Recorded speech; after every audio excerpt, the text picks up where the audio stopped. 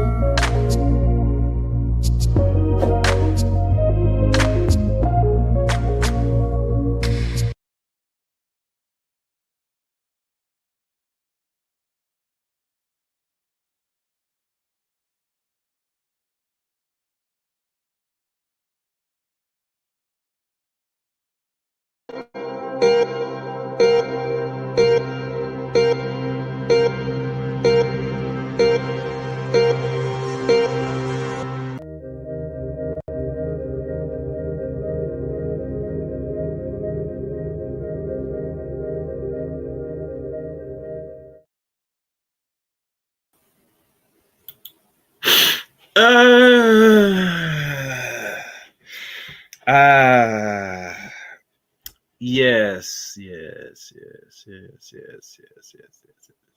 Yes. Welcome. Welcome, everybody. Welcome here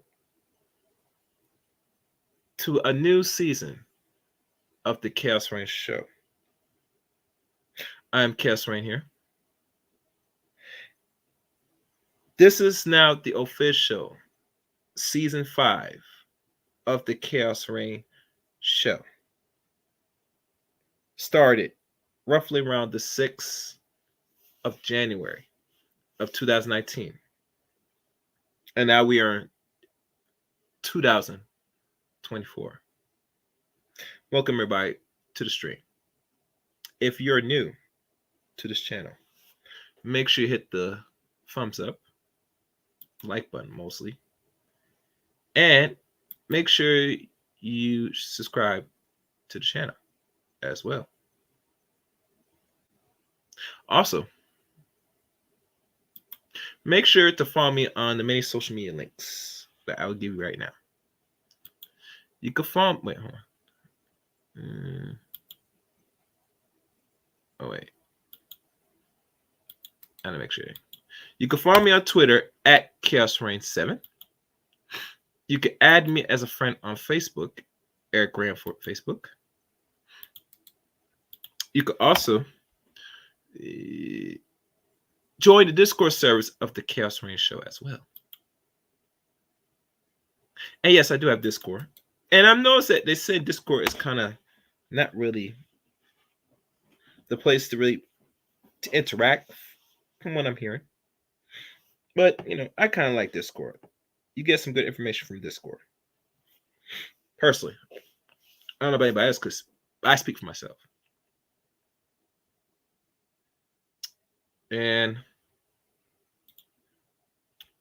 hold on a second, guys. Let me plug up. Unplug. Also, join my Rumble page as well. If I did not put it in the description of this channel, I will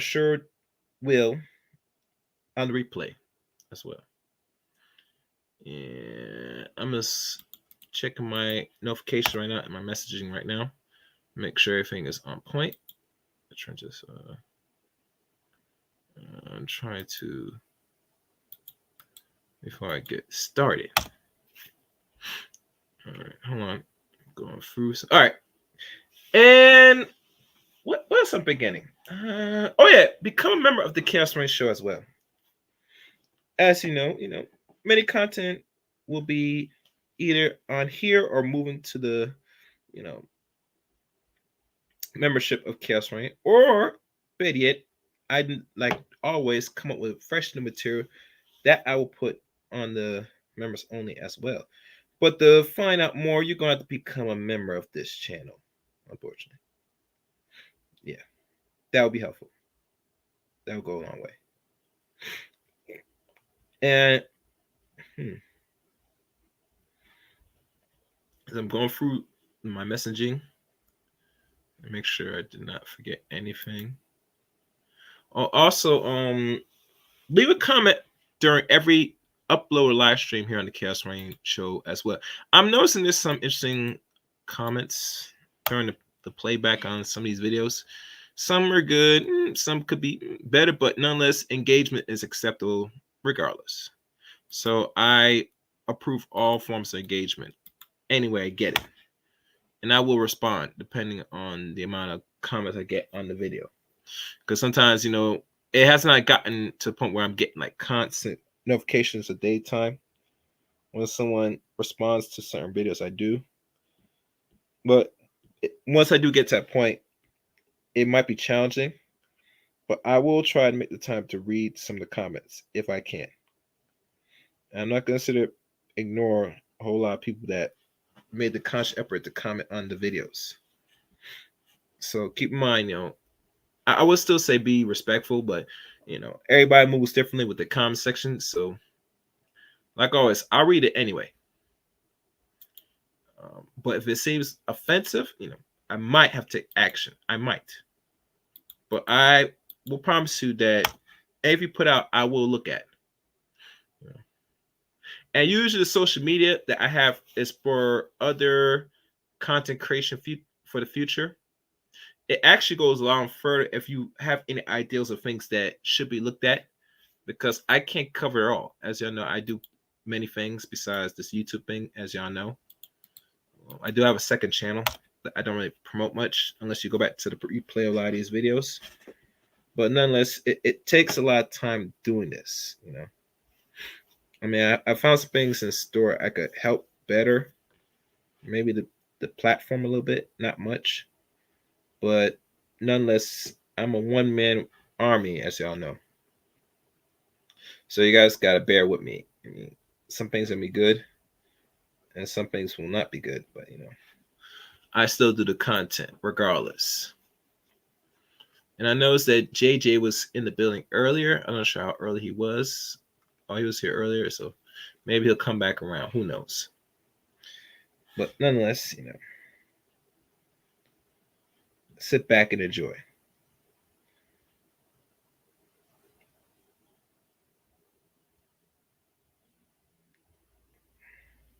All right, so no further ado. Welcome to season 6 of Let the Chaos Reign. And you know, I was going through the intro a little bit, just to let things slide by. First thing we're gonna do, found an article that probably people might be familiar with or they're not. I will look at that in a second. But first, let me play this particular video here and really give a nice little take on it. Where is that video? And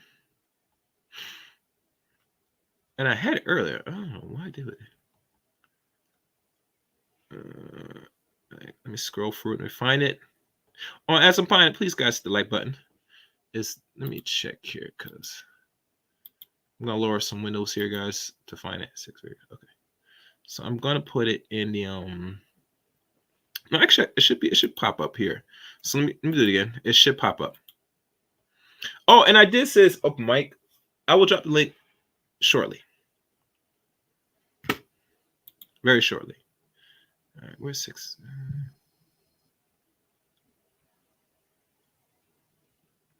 For some reason. Oh, there we go. This video is interesting. So let's watch for the first time, guys, and give some take. All right, here we go. I have to submit to your plan over my life. I have to submit to your wants and needs. I have to cook and clean for you. I have to have your kids and mess up my body and do all this extra stuff. You're gonna cook and clean anyway. Yes. But why would I do it for you? For extra people? Because for babies. Do you know how dirty the babies are? I live with one right now and I love my niece, but babies are dirty. You said how dirty the babies are? What the hell are you talking about? Now, as y'all know, if the baby is so dirty, it makes me think, what puts in her little cranium to think and believe that babies are really dirty? Last time I checked, you're a woman. I mean, you are designed to carry children, so children should be precious to you. Last time I checked.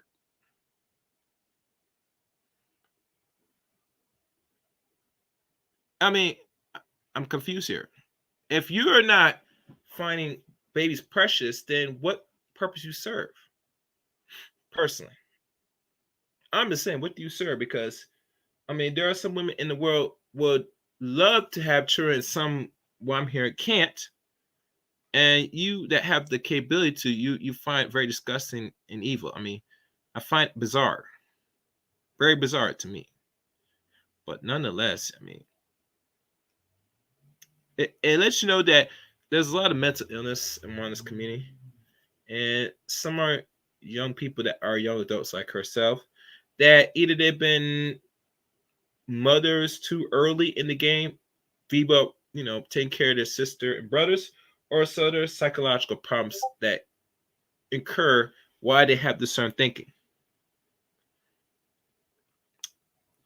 Nonetheless, you know, it is your job to find children precious and don't say that they're a filth, you know, because as you know, once you're a baby, you're into the stage where you cannot fend for self.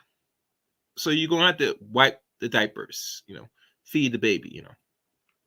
It's normal because you're in the stage of, you know, you're in the stage of, how can I say it, vulnerability as a child. or as a baby, and your mother, like most women, should be in line of defense to protect and nurture this child into something of significance. Let's keep listening in. Naughty, and they poop everywhere. Like, that's a lot. Check me out. So you're saying that you want a man to take care of a majority of the household expenses? I want a provider because that's what a wife needs. Cool. Oh, he needs to make at least what I'm making. Okay. You need to.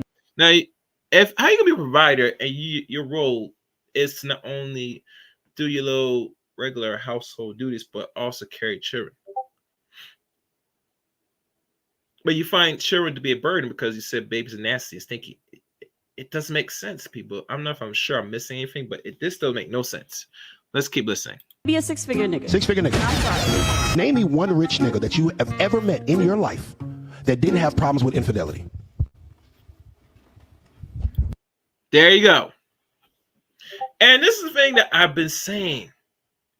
I've been saying this on my own YouTube channel for maybe 2 years, now going on 3 years, about, I don't know what the video I did. I don't say let your man cheat. That was one of the videos. I think it was one with Derek Jackson when he found out he had more than one woman, but his wife knew that. And she still took the ring, has babies, etc. Even to the point that Mr. Jackson had to divorce his wife because his mother, Danae Jackson, own mother, was too much in their business as a married couple. So, if you think that there's going to be a come to Jesus moment where most men, or all men, including black men, are supposed to be like Christ and be flawed and perfect, where there's no infidelities or any of the above negative stereotypes you find they keep saying about black men, you are delusional. That is a sign of delusions. And because you are so delusional,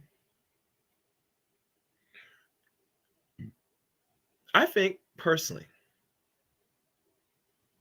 they say that, and this is what I've concluded. This is just me. The only person that could possibly cheat in this environment is probably women. Men are never supposed to cheat. And this is what I am rationally concluding of this Western environment we live in. We call the hells of North America, especially. And we could say anywhere else that's, first world nation. This things could apply the same way. But overall, what I've noticed here in America, that you're not supposed to, as a man, cheat. Like, really. You're not supposed to cheat. That's delusional.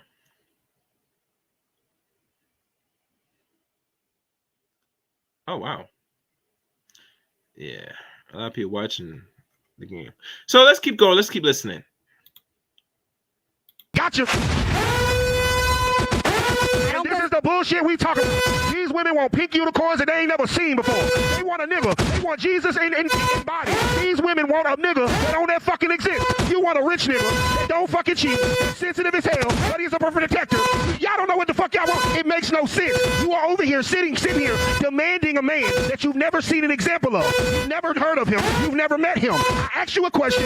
You were just sitting there looking at the TV screen. So isn't it a little delusional for you to demand something that you have never seen in your life? Your daddy cheated, your brother cheated, your baby daddy, if you got one, cheated, and your goddamn drunk ass uncle cheated. None of them niggas was rich niggas. Beyonce got on. She a bad bitch and she a billionaire. So what the fuck make you think you any different, goddammit? So, yeah. Yeah. The man said himself. That's what you're looking for. That's what you envision. That's what you want. Personally, I mean, that's cool.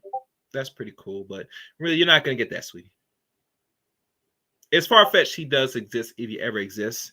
And to expect regular men, modern men, or what you want to call them, to provide that to you, you are suffering delusions in the highest form. I'm not the person that's so advocate people should be delusional of what is reality or what you can qualify for. But really, I mean, come on, it's getting ridiculous. You want all that. And really, what the man wants in return, most ladies can't offer. Or most women can't really say what you really offer. If a man, let's say he is this. And there are very few men that might be this. What does he really get in return? Which is a really bigger question. I mean, let's keep real.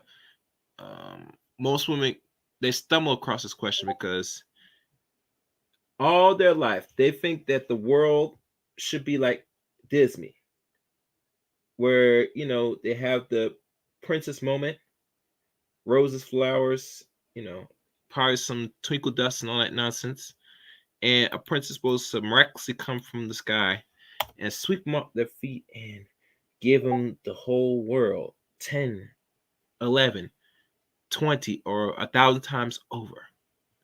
And really, that's not how that shit works at all. It doesn't work like that. No. Oh, no. And it should not work like that. We should be realistic. We should deal with reality. I mean, if you stay in the delusion, you will remain in delusion. And, men today, we can't operate under delusions. We had to set the world as is. All right. So, hold on. Let me do this, guys, because I'm tired there. Yeah, let me log off this because this thing's getting my nerves. All right. Shut that. All right. Now let me check again. I'm looking around. Okay, so now let's go into one of these articles. And there was a channel, and I forgot the name of the channel that's out right now. This, I think it's a younger, older gentleman doing a video about, I guess, divestors and their, lack of and shortcomings in regards to interracial relationships. And the brother has put out not a hit piece, but some interesting video, which I can't play here because I'm not really playing other people's videos right now. But I give you in context, in short, some videos of previous people that were divested already, mostly celebrities or entertainers that, or people that were doing what do you call shows? Reality TV shows? Yeah, reality TV shows that have gotten their mate, and their mate, after a few years, decides to divorce them. And I'm thinking, when it comes to these interracial relationships with, let's say, white men and black women, or non-white or non-black men and black women, that the reason why they really last, if you want to be honest, is because they're not going to really end the relationship if it's a non-black man, mostly white, European, etc. Because with him, in their eyes, this is God. Like, literally, this is God. And with God, you want to cherish and hold God as long as you can. Because in your mind, the God, or they call the white man, will open the pearly gates of heaven and send your Negro butt to heaven. And I think most black people believe that to be close to heaven, they're gonna have to be close to these race of people. Mostly, I think most black women want to be around white men to be close to heaven. But that's what I envision. So, what we gonna do? Oh, my fault. I forgot. Let me go to my channel. I forgot. Hold on a second, guys. Hold on. I forgot. Yeah.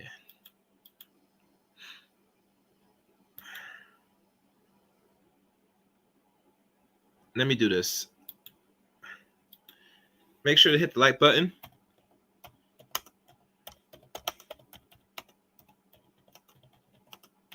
And share too.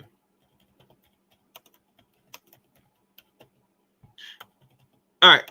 So, now I spelled button wrong, but don't worry. Yeah, I know what I'm saying. Okay, so now let's look at this article here. And I might play the one with this Cat Williams cat in a second. I'm not going through the whole video, but before I get to that, let me look at this and present this article to y'all. Let's see.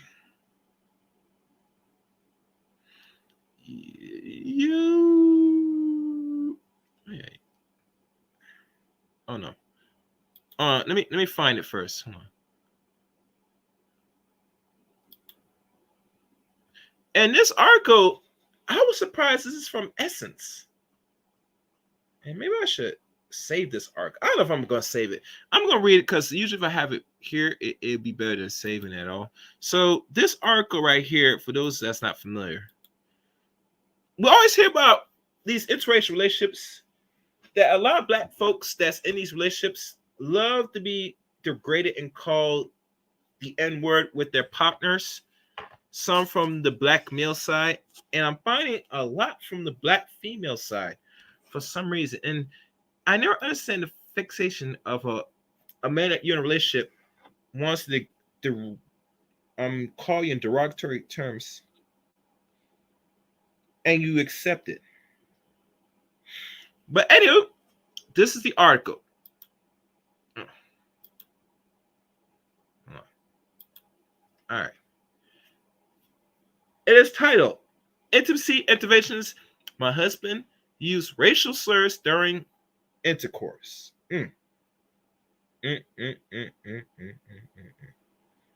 So, a newlywed whose white husband called her in the N-word during intercourse, feeling disgusted, betrayed, and shamed, and isn't sure how to make it stop.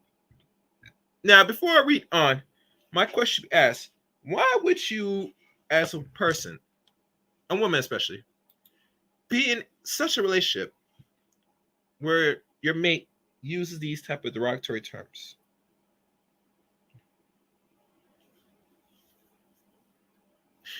Matter of fact, I go deeper.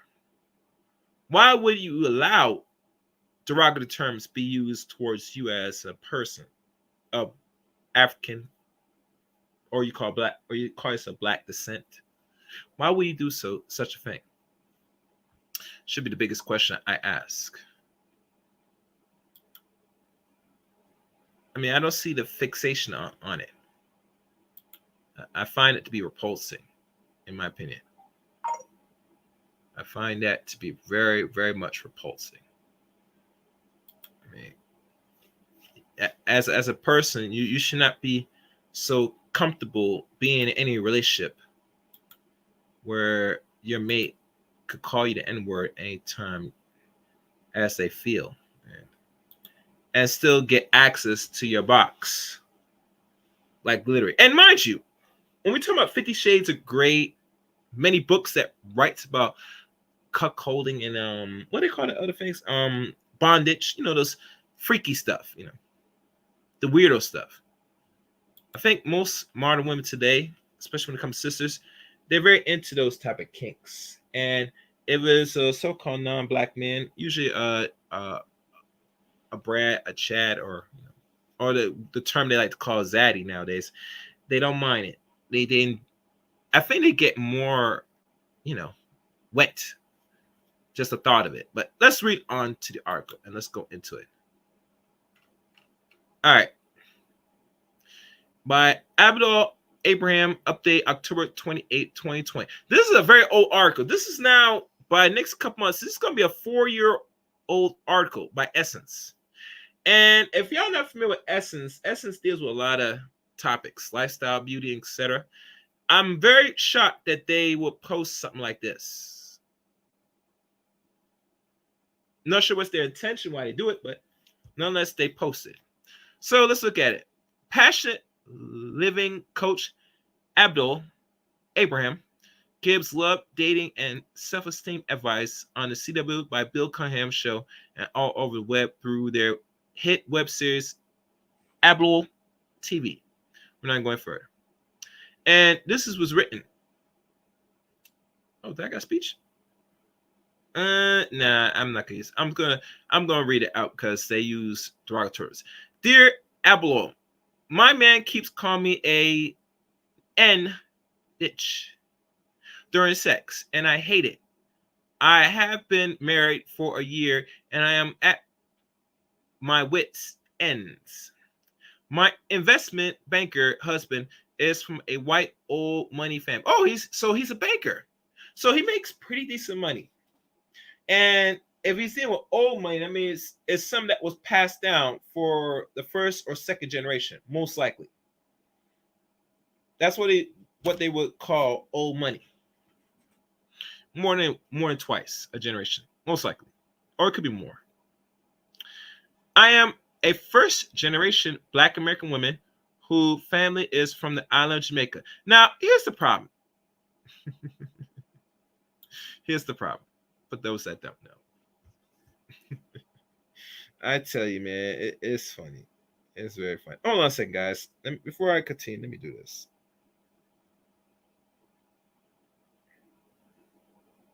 Stay online 1 second, guys. 1 second.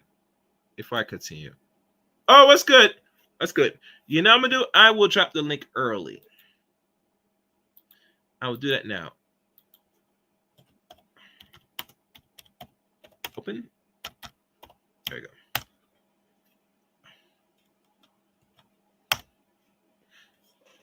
All right. 1 second, guys. 1 moment.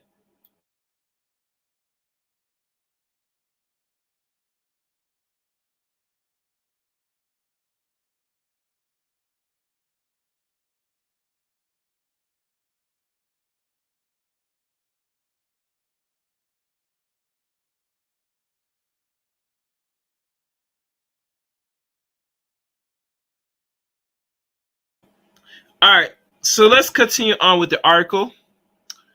And I'm going to, make sure my volume's good. All right. My volume's good. Yeah, hear me good. All right. And it says here, we met at a reunion for the Ivy League school we both attend, and he proposed in 6 months. Now, remember what KSS said. Most men that are very much in the high value range, they don't waste time when they're ready to marry a potential mate. They usually give it roughly 12 months to roughly 6 months. And as he said before, once a man reaches certain status, he's not going to be wasting time. He's going to get you locked down within 6 months, as it says here. We have the picture perfect fantasy life. He wines and dines me, and we travel and shop the globe.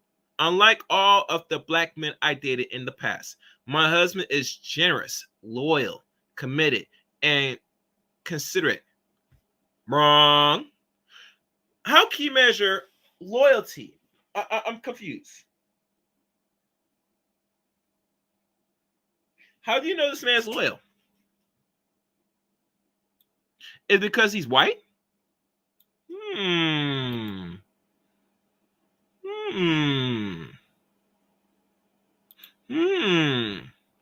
Because I only hear this talk mostly loyalty when I would say Black women when they date out, most likely.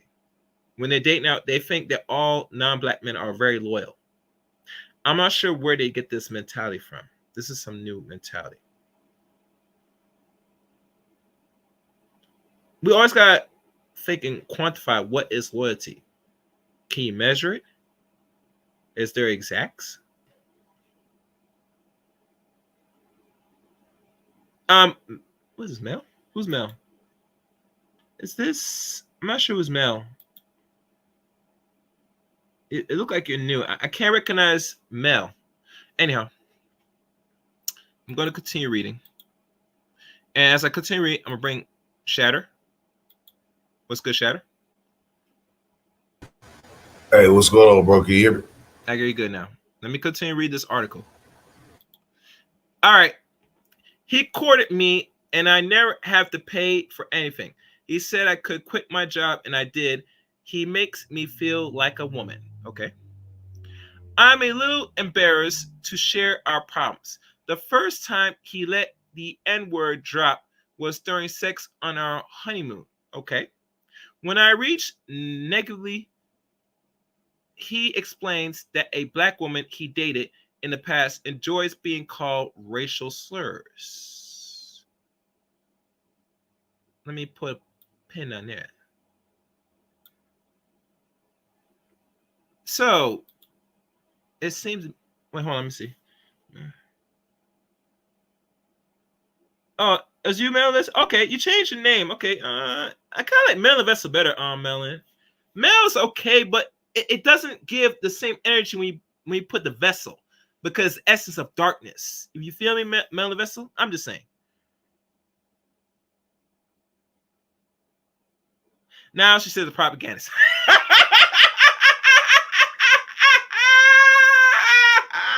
Shatter. What's your take so far in the article? She said it's a propaganda article. What's your view? Okay, well, Shatter gets back. Manifesto, the links to the chat room. This is open panel. So I'm here. No, I was listening to you, bro. I was on mute. What I was saying was, if you was to go back up, where she just had laid out all of the problems that she said she didn't like, where he was calling her the N word or whatever, yeah. And then she double back and say, well, he's considerate, he's this. How is he considerate if he's calling you these names you don't like it? Like, come on now, we can't have both things at the same time. I don't know, man. Listen. We gotta stop the cap here. We know there's some brothers. I know one brother was on a panel and he said that the woman he was dealing with, I don't know if he was in a long-term relationship or a marriage with this woman, she wouldn't call him a nigga during bed, right? And he probably said something to her, but he let it slide, right? And he had no problem with it. And I know this exists, brother. I want black people to stop fucking with me and make that you in these relationships and if your partner never call you the N-word, stop bullshitting me. Stop it. Matter of fact, I forgot the special skits. Don't worry. When I get my I'm going to start preparing these little special images videos for y'all, man. It's coming, man. But it's like what Michael Jordan said. Stop it. Get some help. Anyway, let me keep reading. Another time, he jokes that he had purchased my freedom. Let me read that again. Oh, that's a joke? That's a joke? That's a joke? That's a joke? Like, I see what I'm saying, to consider. See, like, as you keep reading, now this is a story that's been published in Essence, by God. Mm-hmm. It's supposed to be the pro-black, Essence, the beauty of black women, black cheering, black family. Now, here we go. We are going to entertain this contradictory paragraphs that we're reading. Keep going, bro. Keep going. Yeah. I'm going glad to keep going. This is funny. All right. He also speculate about whether his family could have owned mine because I have a good hair. I don't know what the fuck that means. I mean, see, this is why this is problematic to me, bro. What is this they call good goddamn hair? Now, as you know, I don't express hair much on the Chaos Rain channel. If I talk about, I keep it short. But we as black people, we got to be clear here. When they talk about something's good, the opposite of good is bad. Let's keep real. If black people say that white people got good hair, by default, you have bad hair. It's a point they put laws, and even I hear from workplaces from what I hear from the ladies, black women especially, that they can't wear their natural hair because by default, they will get, either fined or fired or whatever, right? Most likely they might not even get the job. And now that has changed now last year, I think, because they put new rules now in certain states that they cannot discriminate you because you have a certain ethnic hair or you keep your hair a certain way as a black person, especially black woman. It's called the Black Crown Act. It's the Crown Act. Okay, it's an act. Okay, but see, that typically applies just for what you said for the women. But okay, women typically, especially black women, have that type of way that they can have that, like, if they fired you for that and they said that you know, you go get your check, man. You can sue them. But as a brother, you got braids, you got dreads, whatever it is, that job could hire you. They say, well, you got to cut this off. You got to cut it. Oh, yeah. You gotta go with that, bro. Like if that, you know what I'm saying, or just don't take the job. Okay, you don't have to take the job, but you might need the job. So what you gotta do? Yeah. Ask me, hey, look, this hair, you know, I love it, but guess what? My kids gotta eat, son. And shit, I just had to have a fade, man. And, you know what I'm saying? I'm back in the military now. You know what I'm saying? Shit, fuck it, because I gotta feed my children, so it don't matter. And you can say, oh yeah, I'm gonna tell these white folk, yeah, they ain't hire me because I had some hair on my head and I'm gonna fight. Man, your family gonna look at you like, nigga, you a damn fool. You better go up there and clock in. You know what I'm saying? You better go and clock in. You better get in that work, man. What do you mean? You better go clock in. Hold on. She said that's not true. A man can use that as well. Yes, he can, but notice what Chaos just said. We just said Chaos. They just brought the laws in about a year or two ago. I think it was last year. If I could be wrong, it'd be 2022 or around 2023. That was put into effect last year. But answer me this question, Chaos. Yeah. If you finna go to the job, everybody up there, you getting paid. I mean, they ain't slave you. Let's say it's a good job. They say you got to cut your hair. You know what I'm saying? And you done got the job. Now, it's 30 other motherfuckers lined up for that bitch. But they say you got to cut your hair off to get it. Well, yeah, I could go to an activist staff. I'm going to go straight activist. And, yeah, ooh. Or you going to say, man, let me get this job and feed my kids. What you going to do? Mm-hmm. Come on. A man go get that motherfucking job, or he go, if that's where his activism is at, he gonna go somewhere else. But man, maybe that job is a good job, a great job. He gonna take that job, man, and pay his motherfucking be deal, and he gonna get his kids straight. He gonna get his family straight. He gonna take that job, cut his hair, and it ain't gonna be nothing. It ain't gonna be nothing. Chaos, I'm right or wrong? You're right. Yeah, you're right. Sure. Hold on. I'm trying to write. Keep talking. I'm trying to set up something. Go for today's show. We got Bell said everything's. Hold up. So only black women are protected against hair discrimination. Stop it. Yes. Yes. Because when the last time you heard a man, not a kid at school, a man actually had a case against a job for hair discrimination? Don't worry, I'll wait, Bill. You can come up here too. Chaos, put that stream line back. No, it's there. $50. $50. Super chat. Black women been doing that literally forever. We know this.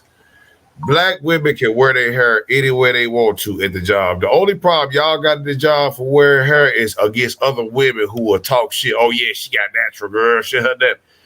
The white folks scared to say something to y'all at the job. Stop lying. They say something to y'all at the job, they ass gonna get fired. You know that. Hey, HR. Okay. Yeah, let's not go there now. Hey, come on up here, Bill. Come on up here. No, don't keep getting the chat. All right, guys.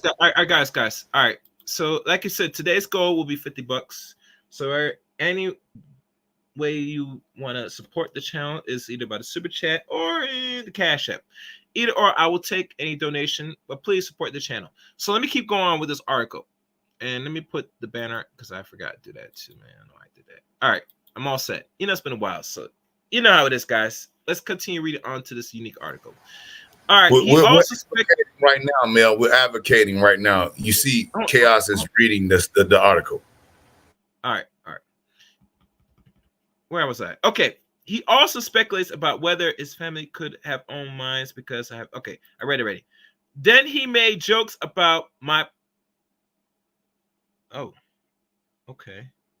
Pubic hairs. Okay. He called it my Negro bush and referred to himself as a Negro. Oh God. You know. Okay.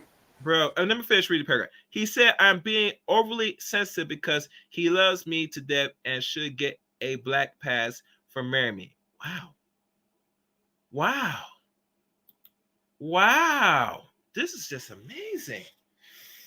Mind he you, gets a Shatter, black. He Shatter, gets a black. this Yes. article came out. This article came out. Now it's about to be 4 years. This came out 2020. This is not a new article. This is a very old article. This is on the internet for a few years now. Can you imagine that? And I find ironic. 4 years. Yeah, because we're now in 2024. This came out 2020. Okay. And I'm thinking, no one has caught this, much as they're going to do content on this. If I really scoured the internet to find it. And all I did was listen around other people's streams, and I find that these articles miraculously do exist.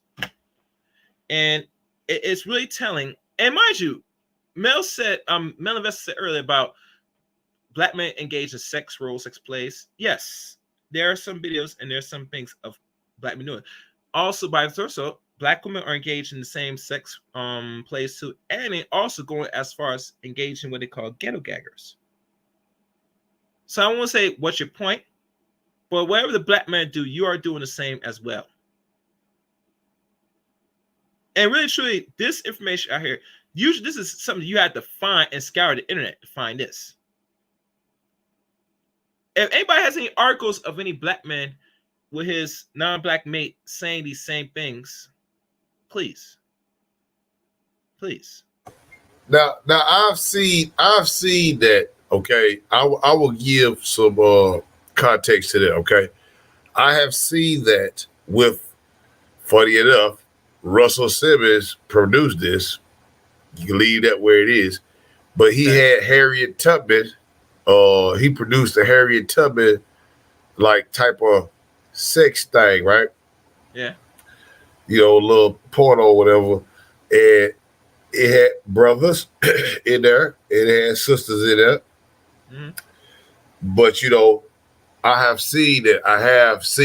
You know what I'm saying? I have seen that. So I can't say I haven't seen it. So you know. Okay. I see.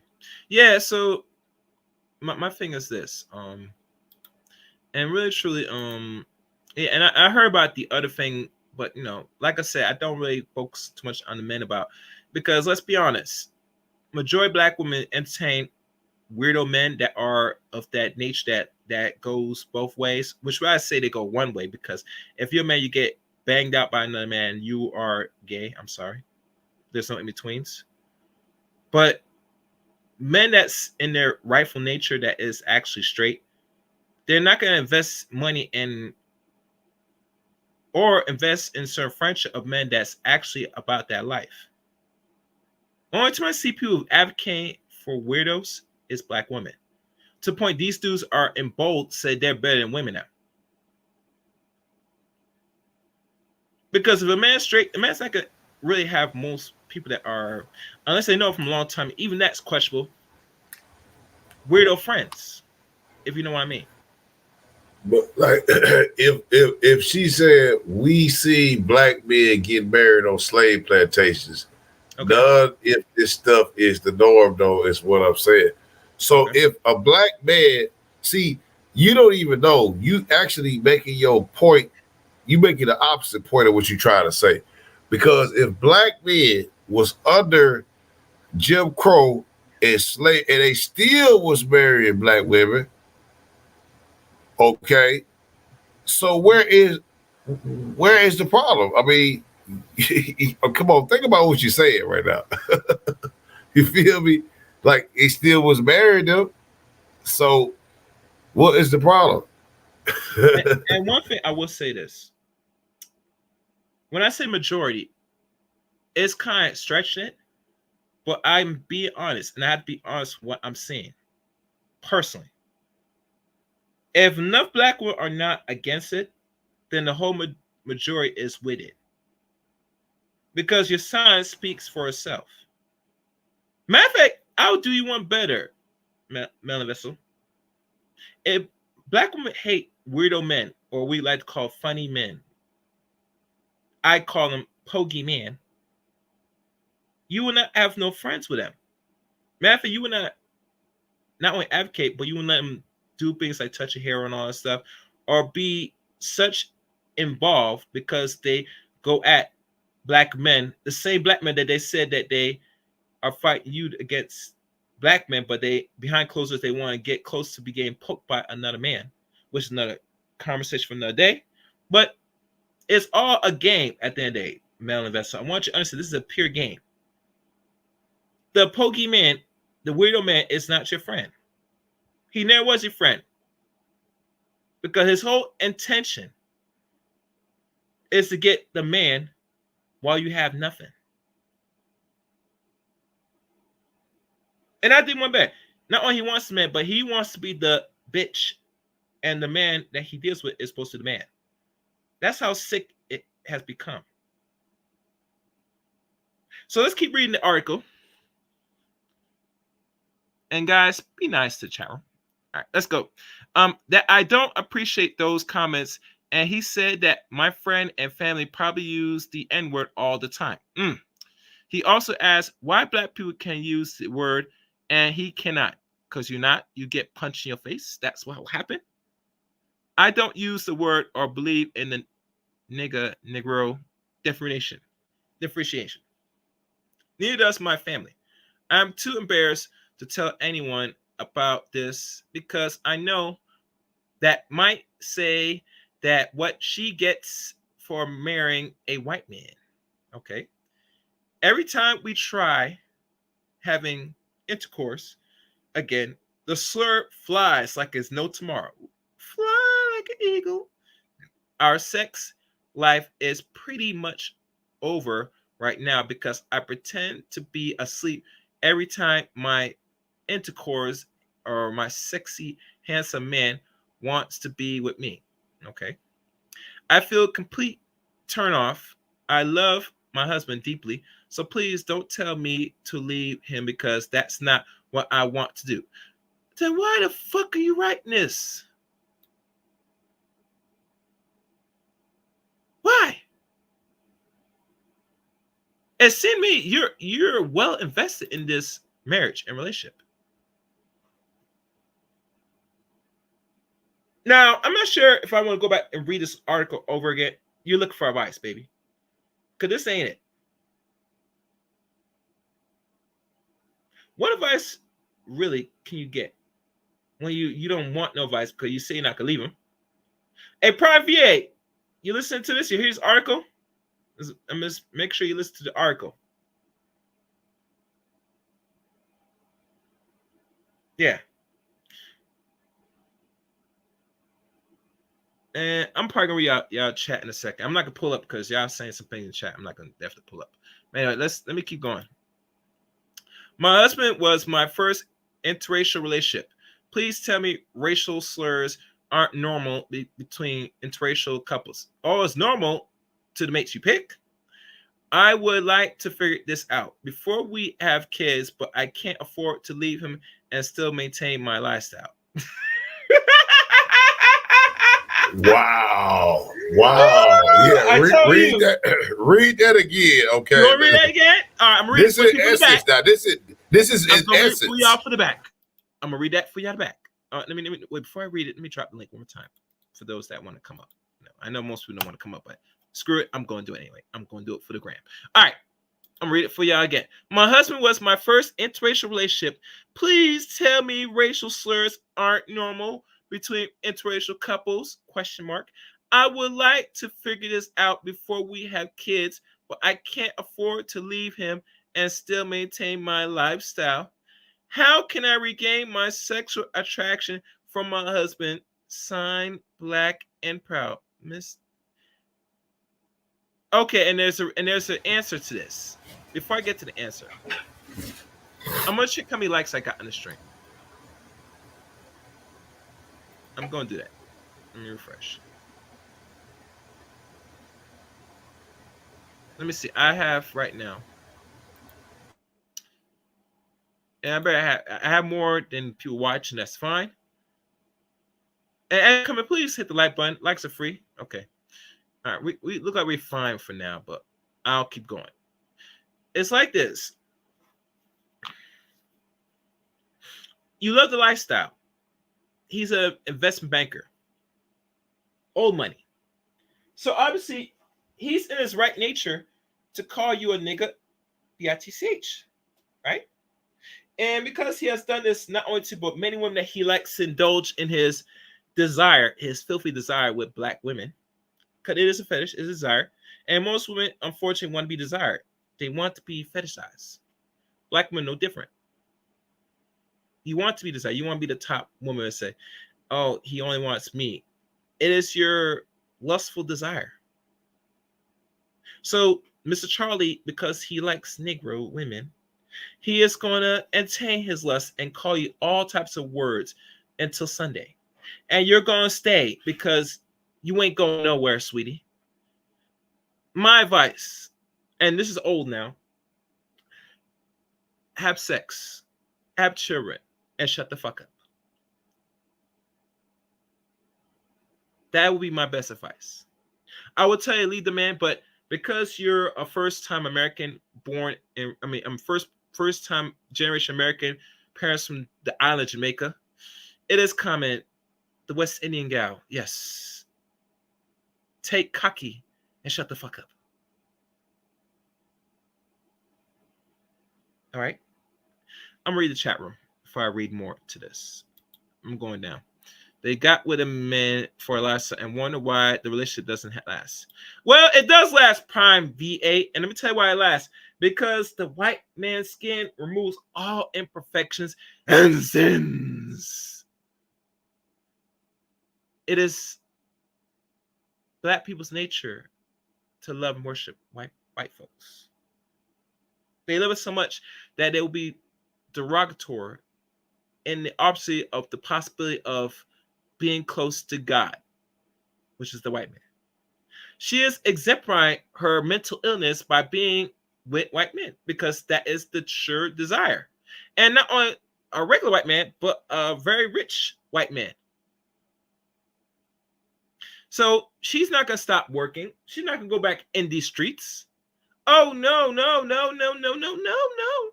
Absolutely not. She's going to sit her butt down. Well, actually, she just needs to sit down on a cock, but that's another story. And shut the hell up and cook that food. She better cook. What's the food they cook in Jamaica again? Ackee, saltfish, bombed, breadfruit, and dumpling for your white husband.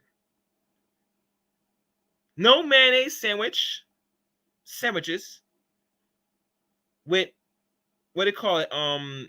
Tuna salad with the raisins and all that sweet stuff. You're going to provide his every needs and desires. That is what he signed you up for. That's what you accept. That will be the best advice Chaos Reign will give you. I would not say leave that dude. No. Oh, no. You're fooling yourself, baby. You won. He is providing you the lifestyle. And in return, he will call you a nigga bitch while he bangs out your back and clapping them cheeks. It's actually the best desire a white man could ask for this investment banker. Now, not many European men is going to marry black women in bunches. We all know this. But once you got in, baby, there's no way getting out. But ask yourself this question, bro. Yeah. As black men, we out there like having quality time with the chick we choose? We are black women, which I try to keep telling a lot of these women, like black men want black women. So the fact that you see a white woman with a black man, that's just the dude that you wanted. The stats alone say that black men is impregnating black women at a way higher rate than any other race. So the fact that they see that, but let me ask you that question. Okay. Anytime you felt in your mind while you take care of business with your chick that you want to call her an N-word B? Has that ever came across your mind? No. Okay. And not because we're black in nature, but I don't see the sense of even using the word, the N word alone is rough enough in my vocabulary personally. But it's hard for me to go even far and say I'm gonna call you a nigger or call a nigga B.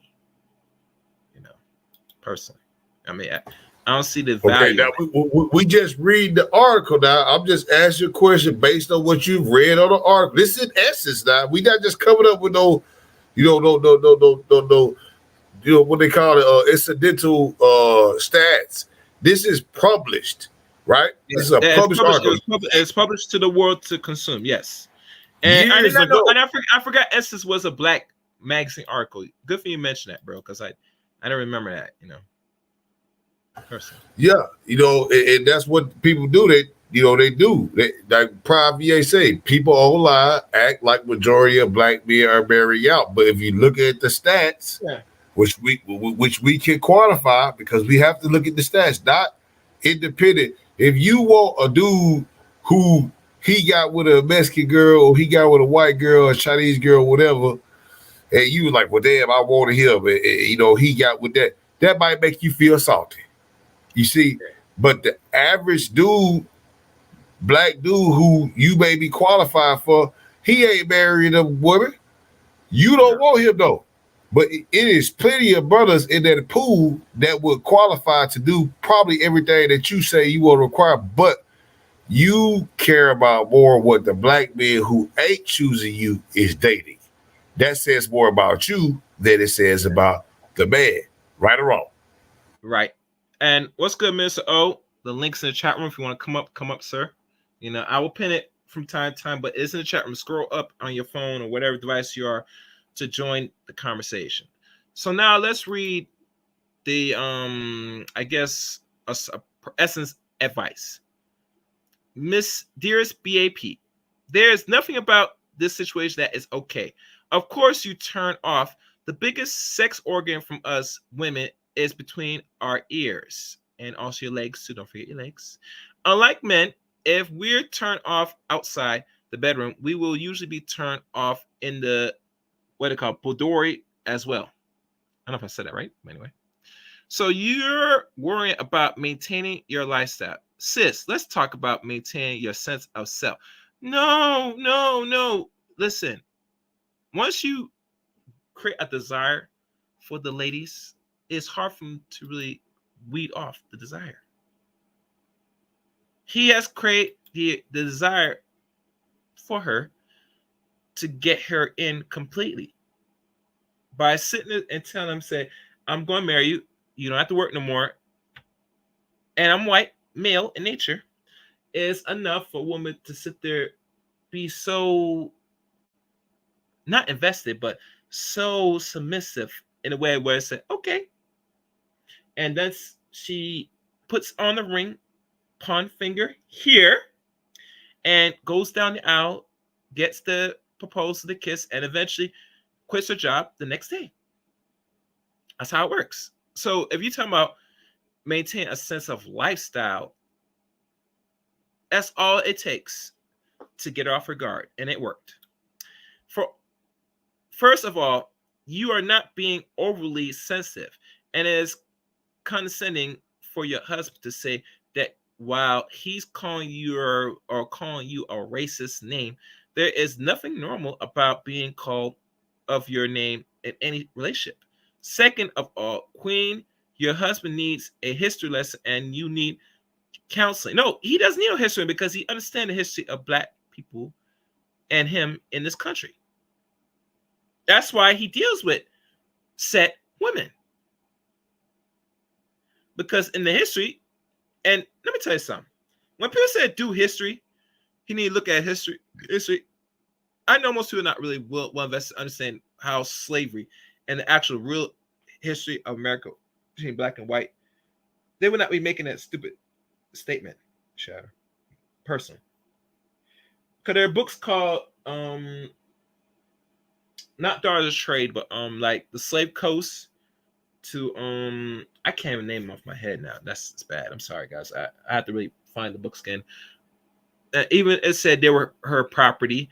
There's so many books right now that was republished, written now, Their articles and stories, testimonies back then, how black people were getting their self abused by these group of people during enslavement and even during days of Jim Crow. Nothing changed. And nothing's going to change. Sorry. It's like business as usual. Business as usual. That's how you look at it.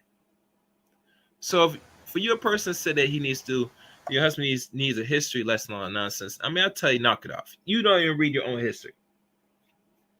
Hell, I still haven't really understand the history, and I have the books, and I have to make time to go back through some, highlight what I wrote, and find things that sticked.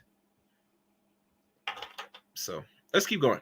His comments if they was gonna have like a history lesson, like if the responder to that, if that would be true, like you just said, think about it. How is it that he needs a history lesson? He already married you. You're a black woman. So how would he need a history lesson years after he been having sex with you, calling you an N-word B?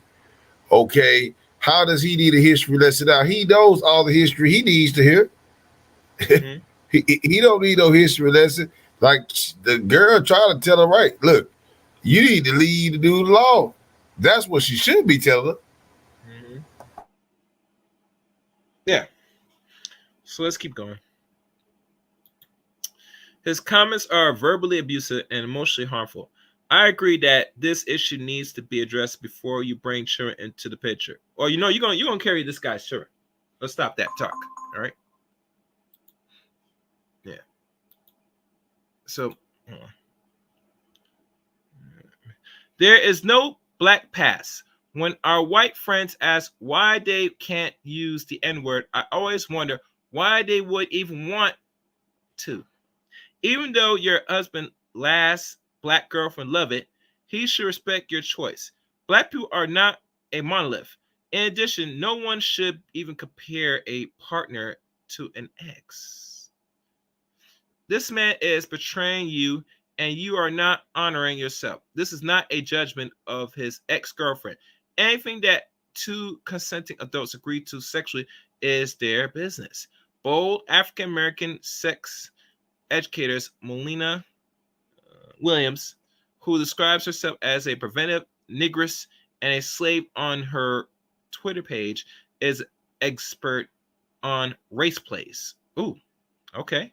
She teaches that for those who are drawn to explore deeper and deeper, what it called, crevasses of our psyche, or crevices of our psyche, the desire to explore that taboo can be compelling. However, this is not what you sign up for or something you sound even remotely interesting in. Your husband's behavior and your acceptance of it has eroded the intimacy between you, and the foundation of love is trusted and feeling of security. There is no way to feel safe while being reminded of the subjugation of your ancestors during vulnerable moments when you have clearly asked him to stop. The fact that you have expressed your dislike and that your husband persists is hateful and troubling. No, it's more that you love it. See, when you're in a state of mind or a state of respectfulness as a human, the last thing you want to do is accept any bull crap in the form of any racial slurs if you're in an interracial relationship. That should not be accepted, period. And I got people watching more in the chat room. Please hit the like button. Likes are free. And if you're not subscribed to the Chaos Rain Show, please subscribe and join membership as well. And support the channel. The goal is $50, roughly. Yeah, hit that like, man. Hit that like, man. Hit the subscribe button, man. Subscribe. And hit the super chat as well, or Cash App. Please contribute to the channel. Doing some things here. And with y'all help or with support, we'll make this thing go much better. So, this is a simple response that you do not respect self. Hell, you don't respect your own self. That's why you're in this relationship by choice. You're not a victim. And I don't think she claims herself to be a victim, but you are participating in the degradation of not only said ancestors, but a degradation of yourself as a woman, especially a Black woman, a West Indian woman.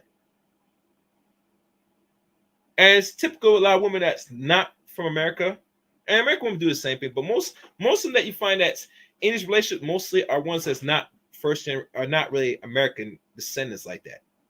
Very rare, very rare. But you find some that's in these relationships, you gotta look at their background, bro. A lot of them are not ADOS, personally. They're not really ADOS. Yeah. I've seen a lot of that get a little more crazier on the non-ADOS type, like you said, the first and the second generation. You know, you can go back and forth on that. But I agree to that. You know, mostly. What I would say is for the American ADOS, like we do have some ADOS divestors that are some of the loudest proponents for this type of narrative, right? Yes, correct. But at the end of the day, okay, what I would say is if they want to go with stats and stuff like that, let's go with the people who actually deliver the babies, right? The women. Okay, so on average, right?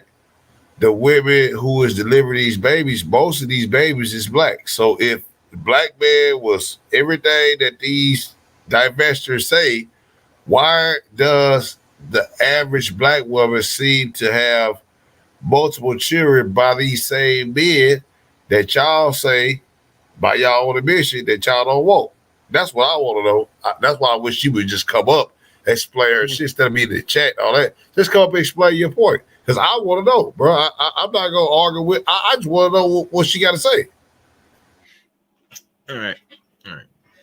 Everybody's watching, so not everybody is listening. All right, let's keep going. Don't let his hate speech draw out your inner wisdom. I understand that you feel ashamed, but keeping this secret is only deepening your trauma confined in someone. Shine a healing light on the situation so that you are not isolated and feeling trapped and done or alone. Reality check. I know that you don't want to leave your husband. It is a beautiful thing that you are taking your vows seriously, which most Black women are in general, because they divorce, like most women, modern women, they divorce very high. They don't. He is, however, is not loving, honoring, nor cherishing you.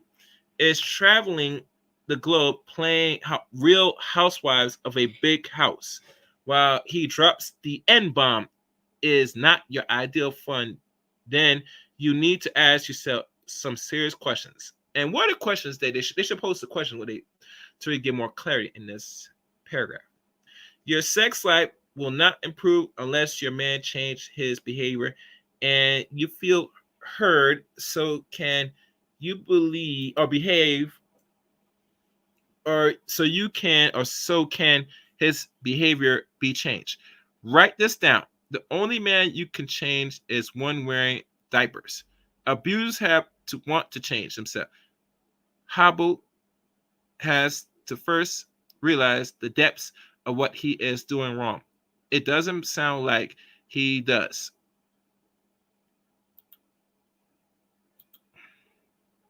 Look, it's like the person who is supposed to be responding to this Essence article, she's trying to reach her in a sisterhood type of way.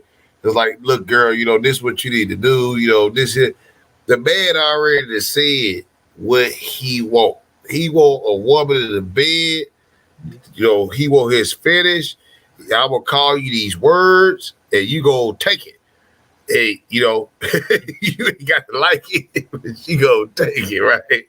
You feel me? And they sit up here having this conversation. Now imagine if we got up in GQ, right? Okay, as men, it would say, well, you know what? I got a white woman, and she calls me N-word Jim. N-word Jim. Yeah. When I be banging out like, hit me, N-word Jim, hit me, do me. And like, okay, there would be articles. They would get GQ. They would retract that article. That shit would be gone. You know what I'm saying? Like, it wouldn't even ever get published.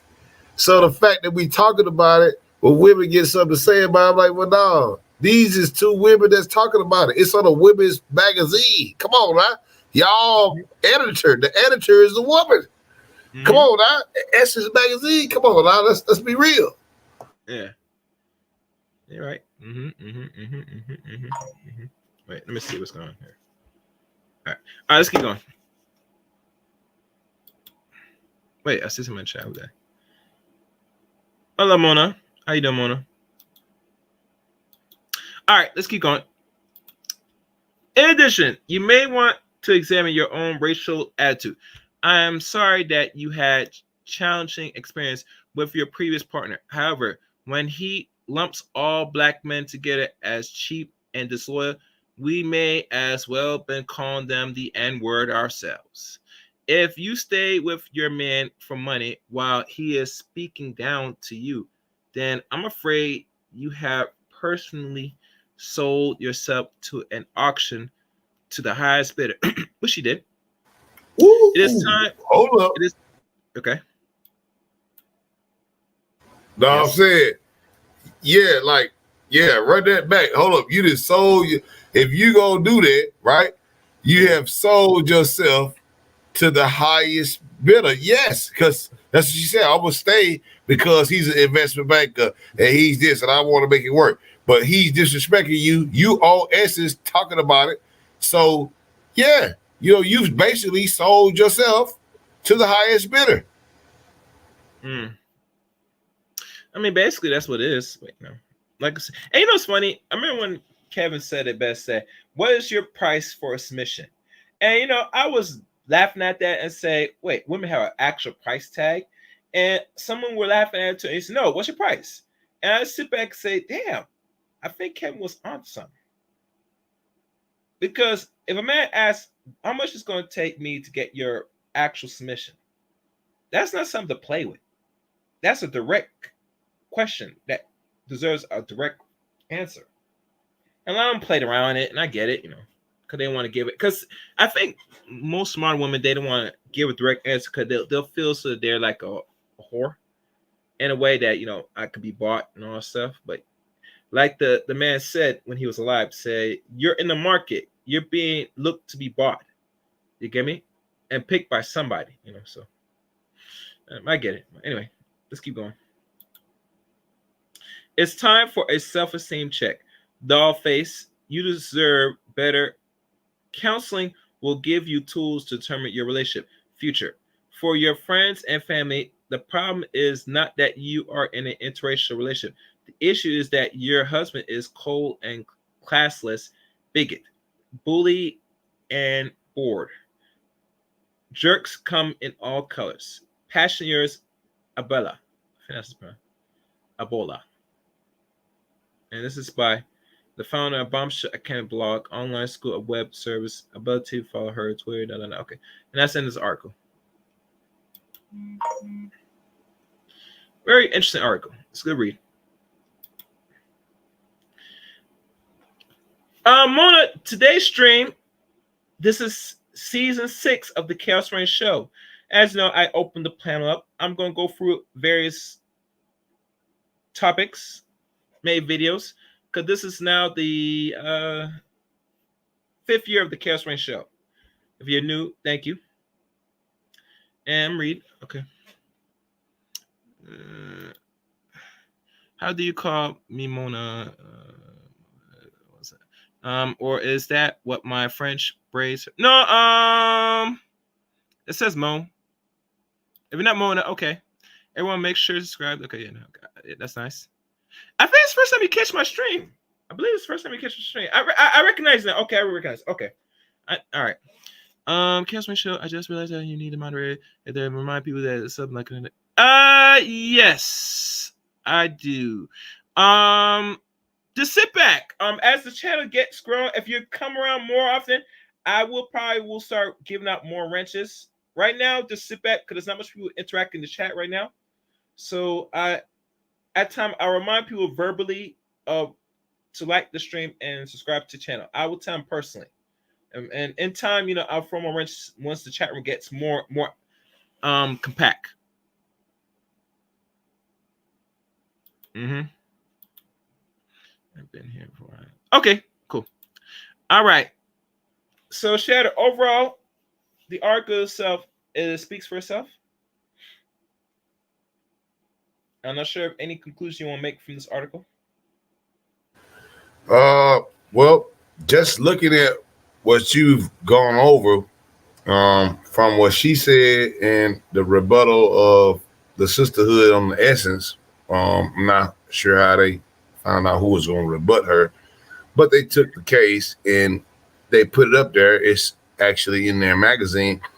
What I would say to it is, think about it. Make it real easy, man. It ain't got to be complex.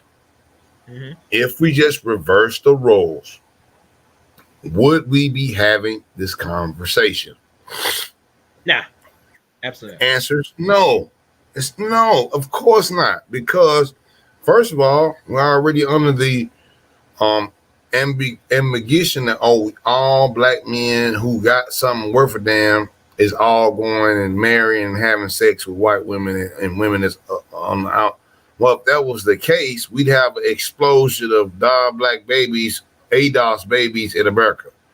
Well, we know that the black women that we know in America, if they got more than 3 or 4 kids or more, you could say that 90% of them kids is probably black. They're made with a black man. So, roughly. Yeah, it's like, where is this whole generation of just black men? Just if that was the case, well, why are we having child support problems? why these men? All these years. Okay, so obviously it's not that.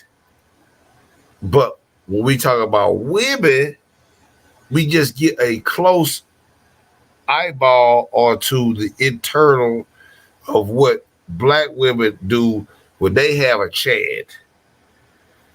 You see, he could call him an N-word B and still have sex with her, still be married with him. She ain't taking him to the cleaners yet. She go get him. But she's trying to worry about, let's make the relationship better. Let's do some counseling. Maybe he'll stop calling me an N-word B if I do this, if I do that. But see, and like I said, you reverse that around, bro. That's why I say people just need to be honest. Just be honest.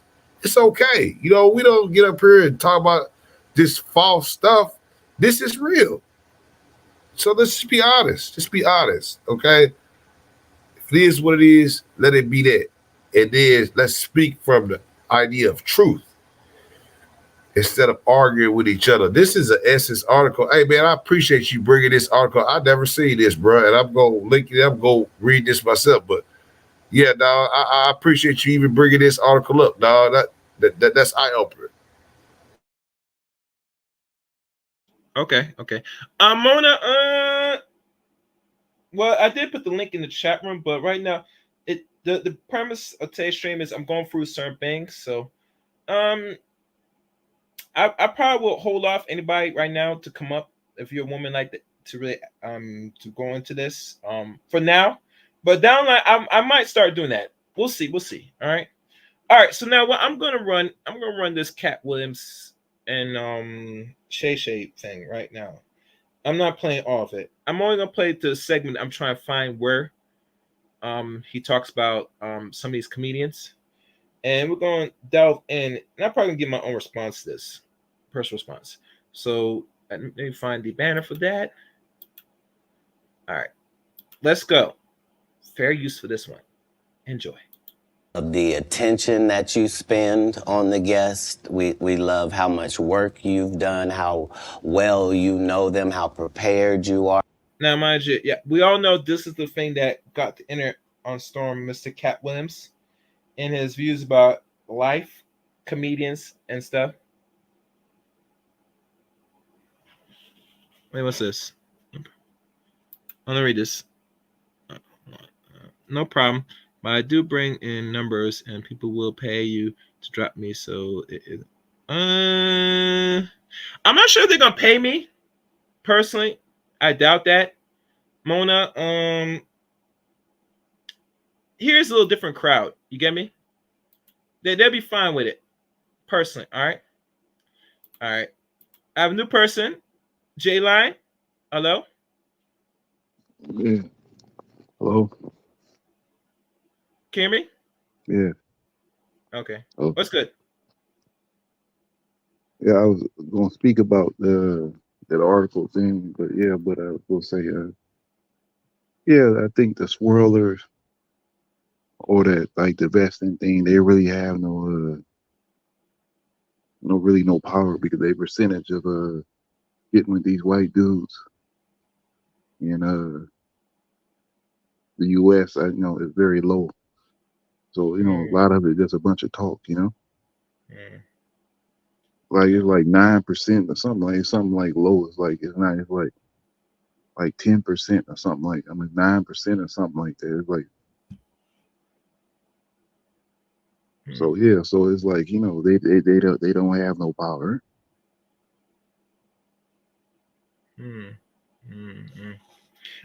They said I remember one particular diver said it was 12% lately, but when I think about it, that it'll grow, but I'm looking at the quality of the growth if we had to go there. It's not going to ever. It's never going to be a high percentage, man. No, ever. Huh?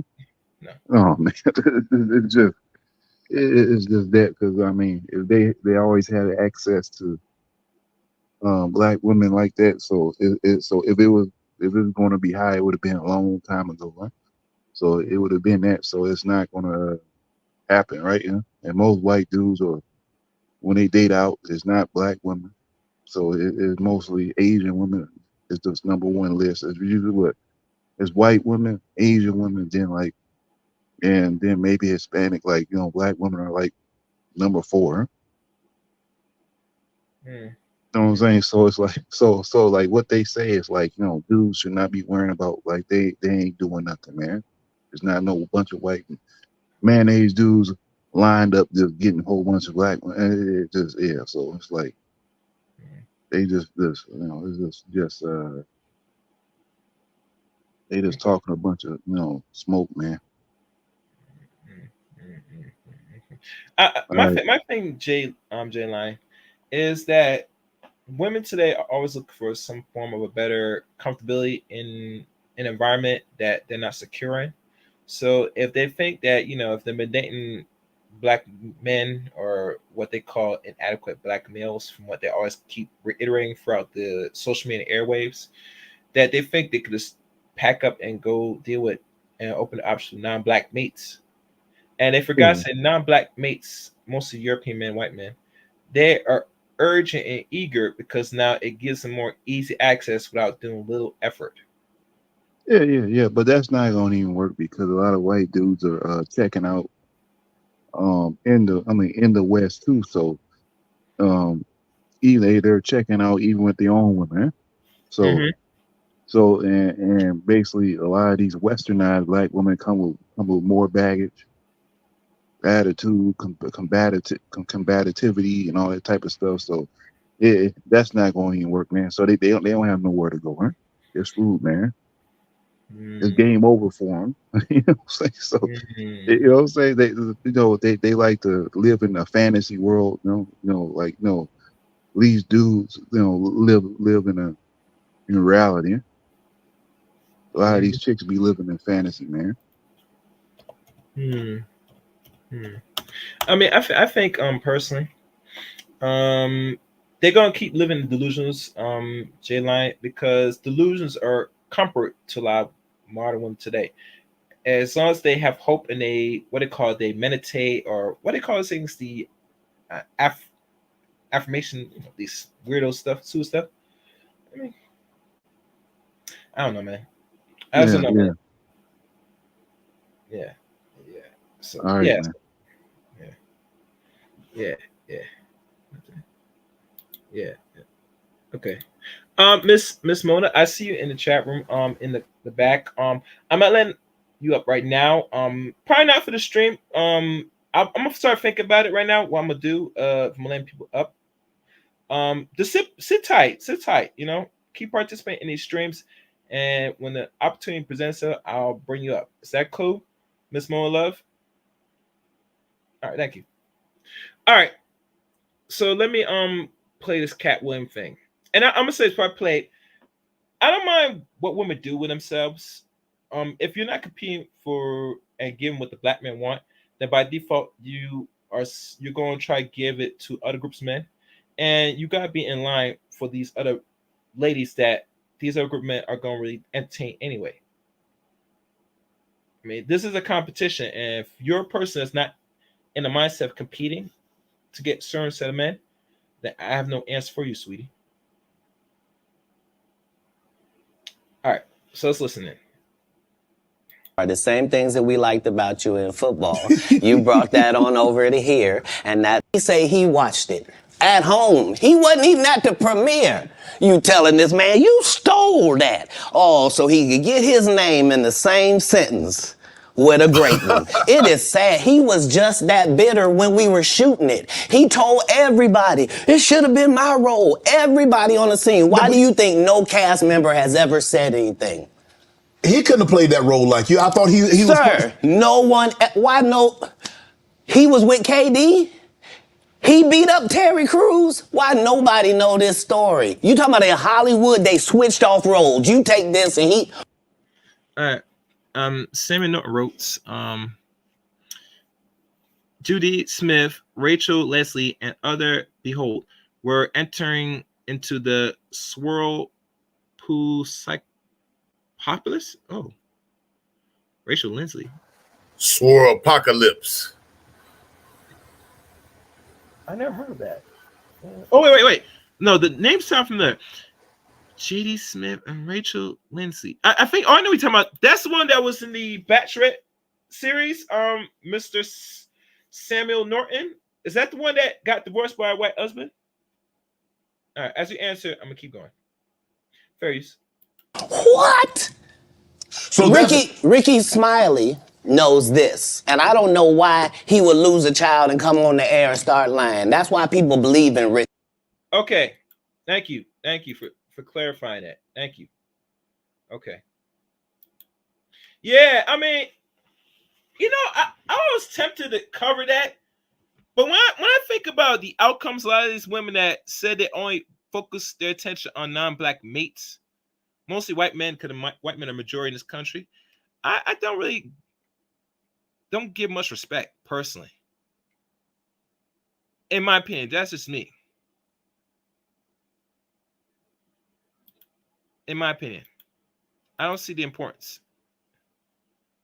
Because if you got, it's like this. The worst thing to start off the new year is when you're getting divorced by your husband, especially if your husband is considered white, or actually he is white.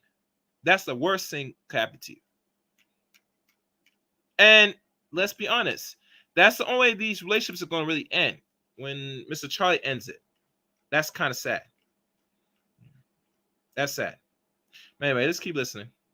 Rituals right there is because, well, why would he lie? I don't know why liars lie, but I can tell you this. We auditioned in Los Angeles. Yes. I was audition number 201. 200 black comedians auditioned for the role of Money Mike with me. You're saying all 201 of us was auditioning and you had already had the role and had already shot the role in 4 days? The truth of the matter is, the Money Mike in the original script got raped in the bathroom, and that's what Ricky Smiley was okay with. Oh, whoa, what?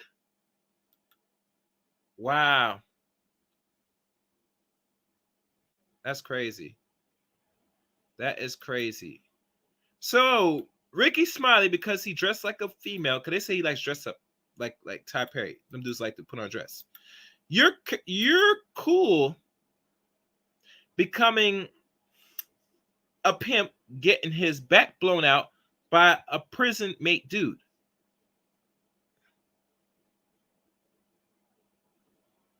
I did not know he brought up his dead son.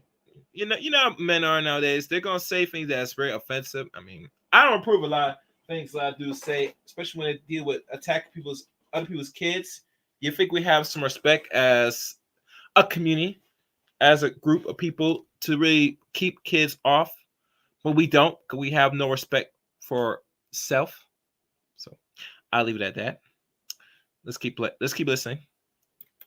Cat Williams had to take the risk in front of the studios and the cast and our powers that be in his very first movie and say respectfully, humbly, guys, if we're talking about anything else, I have no credibility and I have no pull.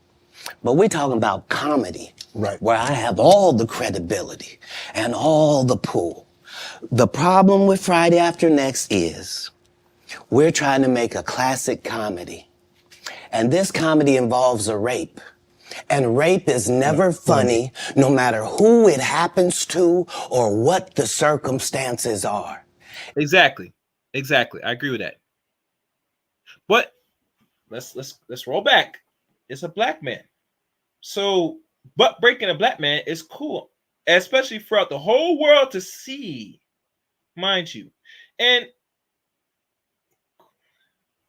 yeah, I know Samuel, he's somewhat cool with the pimp character, but you know how black people are.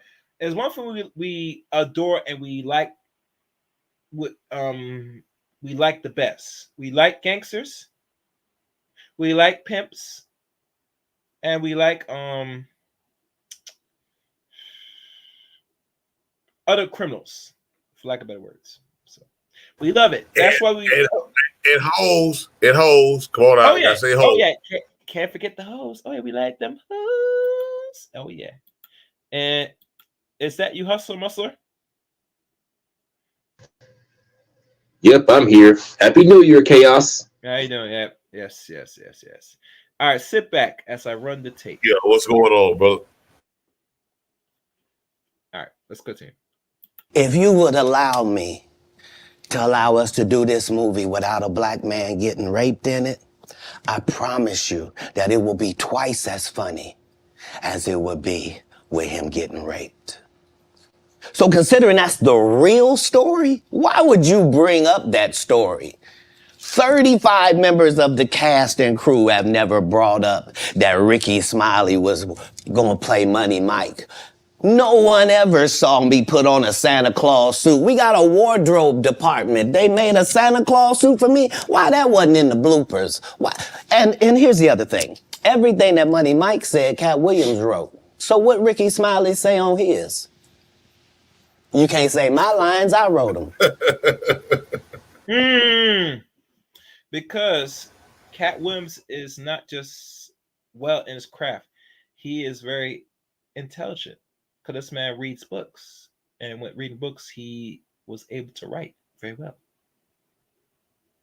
A lot of people Not only that, but he adopted, 6 kids? Yeah, one of it, he had a biological child. I think he had a son. One that's his. Yeah, he got some biological, but he adopted one biological kid. The rest of them he adopted. Yeah. Yeah, took care of. You'll hear not one of them on no VH1 special talking about, Cat abused us, or, never. And to that point, I appreciate what he was saying. I know he probably ruffled a lot of feathers with what he said. I know he did, but I mean, I to that point, I agree. That movie could have been funnier without trying to have Terry Crews take advantage of that man like that in that movie. That did not have to be in there. They could have took that out. Like, I don't see where the funniness, like, they could have let Cat probably just improv some stuff. It'll probably been funnier than that, but they had to put that in there. You see, they had to put it. You see, it's part of the revelation of the method, what they call it. Mm-hmm. Yeah. And I wish I was able to, I didn't make the chance to find that actual videotape what people were talking about. But let's just say that scene that Ricky Smiley, if he would have got the role to play, he would have got his cheeks clapped by Terry Crews. But you know what Cat said? Because he wrote his script of what Money Mike should be doing. Let's just say that there was a nice little tool underneath the toilet seat and he used it well. And it's the tool that most people that was always begging and preaching that they want to have on the chat room, and say he used it to the point where I don't think this guy's gonna have any kids anytime soon. Anyhow, well, look, I feel you on that. Like that could have been a seed. I could have saw that seed, brother. And also, I'm not a writer, and but I will tell you, had I been there, if that was going to be Ricky Smiley, okay, I could never see Ricky Smiley playing Money Mike in the terms of what Cat did with that character. Even Ice Cube to himself had to say on Instagram, he was like, well, you know what, Cat kind of, we'll let you, we had the script already wrote. We wrote the script. This is what we did. And then we had like 2 or 3 or 4 other takes. We'll just let Cat just do what he do. It just so happened, Cat, his part wasn't as big as it was what we made. When we see his part, like he was doing so great, we put more lines in for Money Mike. Now, Cube said that out his own mouth. So what the man said ain't necessarily false. Mm-hmm. You feel me? I feel it. Yeah, man. And mind you, that scene alone, I'm not sure if people replay that scene. I find it to be very epic. Out of all the scenes, that's the scene right there that can never get out of your mind. That when that little short midget Cat was Money Mike had to take that vice script and say, you're going, and he said, oh, Pimpin' Ease. He was smiling, happy, and gave him the pimp slap. Said, I am a boy, Damon.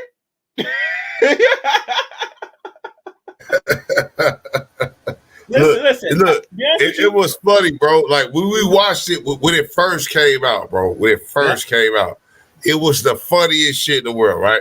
Yeah. Okay. But because we was all waiting, we had Day, we was wishing for Chris Tucker to come back, but they had their little problems. I hate that they let Pops die before they did the last one, right? Pops did, Debo did. You feel what I'm saying? Yeah. The girl that played Debo, while she struck out on the drug, man, like, they could have did that. They could have did the shit and gave everybody the money. Q made some money, man. You saw the original damn budget for that and what they have made in syndication. They made over $100 million over spending, I think, under 30 million. I thought it was 5 million. It's some crazy number. It's like 5 million or something. They made so much money. I'll do y'all one better. Friday. Let's look at the numbers. Friday movies. Yeah, we're gonna do the numbers, and I'm gonna stop sharing this. Hold on. Yeah, bring the stats up, dog. Yeah, let's look at comparison of 3 movies, even the one that they posted here. Surprised that he did. I think he did wrote the script on it. The final Friday. All right, let me look. I'm gonna look at Wikipedia so I can find it. All right, this is the one. All right, so now I'm gonna share because we gotta look at the numbers because no one has shown numbers of this movie. So let me lower this down. Yeah. Run the numbers, man. Let's see what the numbers talk about. Let's see what the numbers talk about. Cause we like doing numbers here. Yeah. All right, here we go. Friday came out roughly now 29 years ago in the month of April, I believe. And man, I feel old. It says here. I know, right? That's 30 years, right? That's like, damn, we old. Actually, this movie came out during Ice Cube's 26th birthday, I believe. Yeah. Damn. Yeah. I was in middle school when this film came out. Wow. The budget itself was $3.5 million. Like I said, it's under 5 million. I told you, dog. I told you. Now they said. Now when I was checking, I think I don't know if they grossed the total of all Fridays, but this made pretty substantial lot of money. So now let's go back and let's look at box office said 27 million, right? So that's 30 million off of 3.5. Now we ain't talking about the syndication now to this year. Like Friday as a brand, the syndication. Oh my God. They made way over 30 million. Just the DVD sales. It's shown here as a brand, and I think this is total for the 3 movies, 120.5 million total of all these movies combined. Now that's what I'm guessing, but let's go to the next one. Next Friday. Wikipedia. Okay. This a budget of 11 million, made nearly 60 million.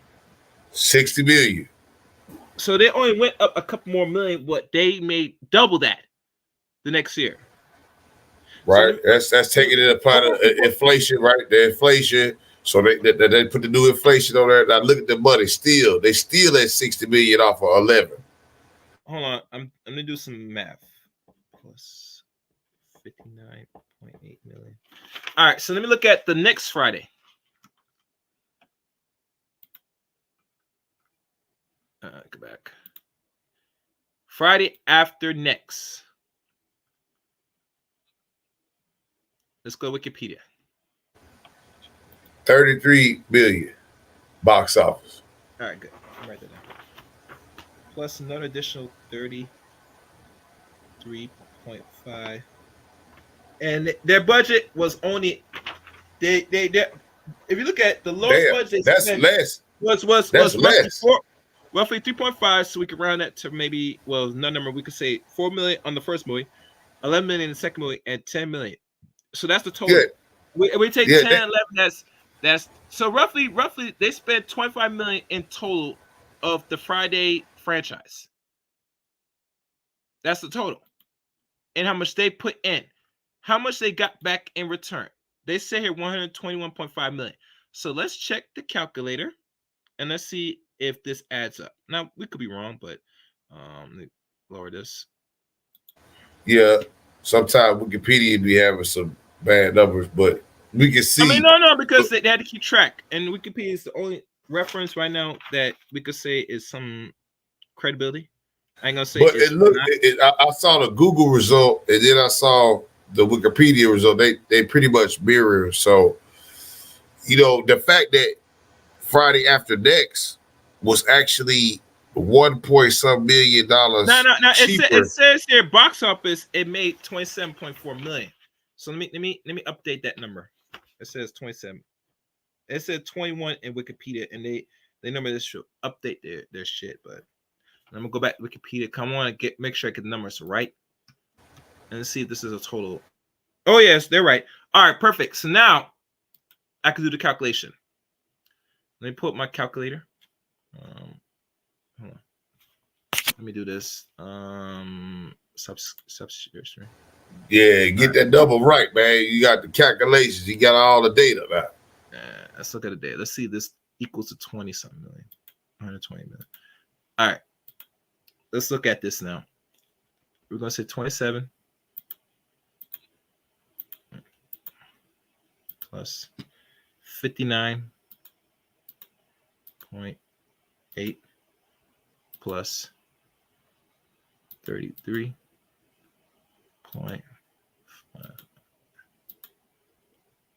So they're right. They're exactly right. 120-some million. That's the total.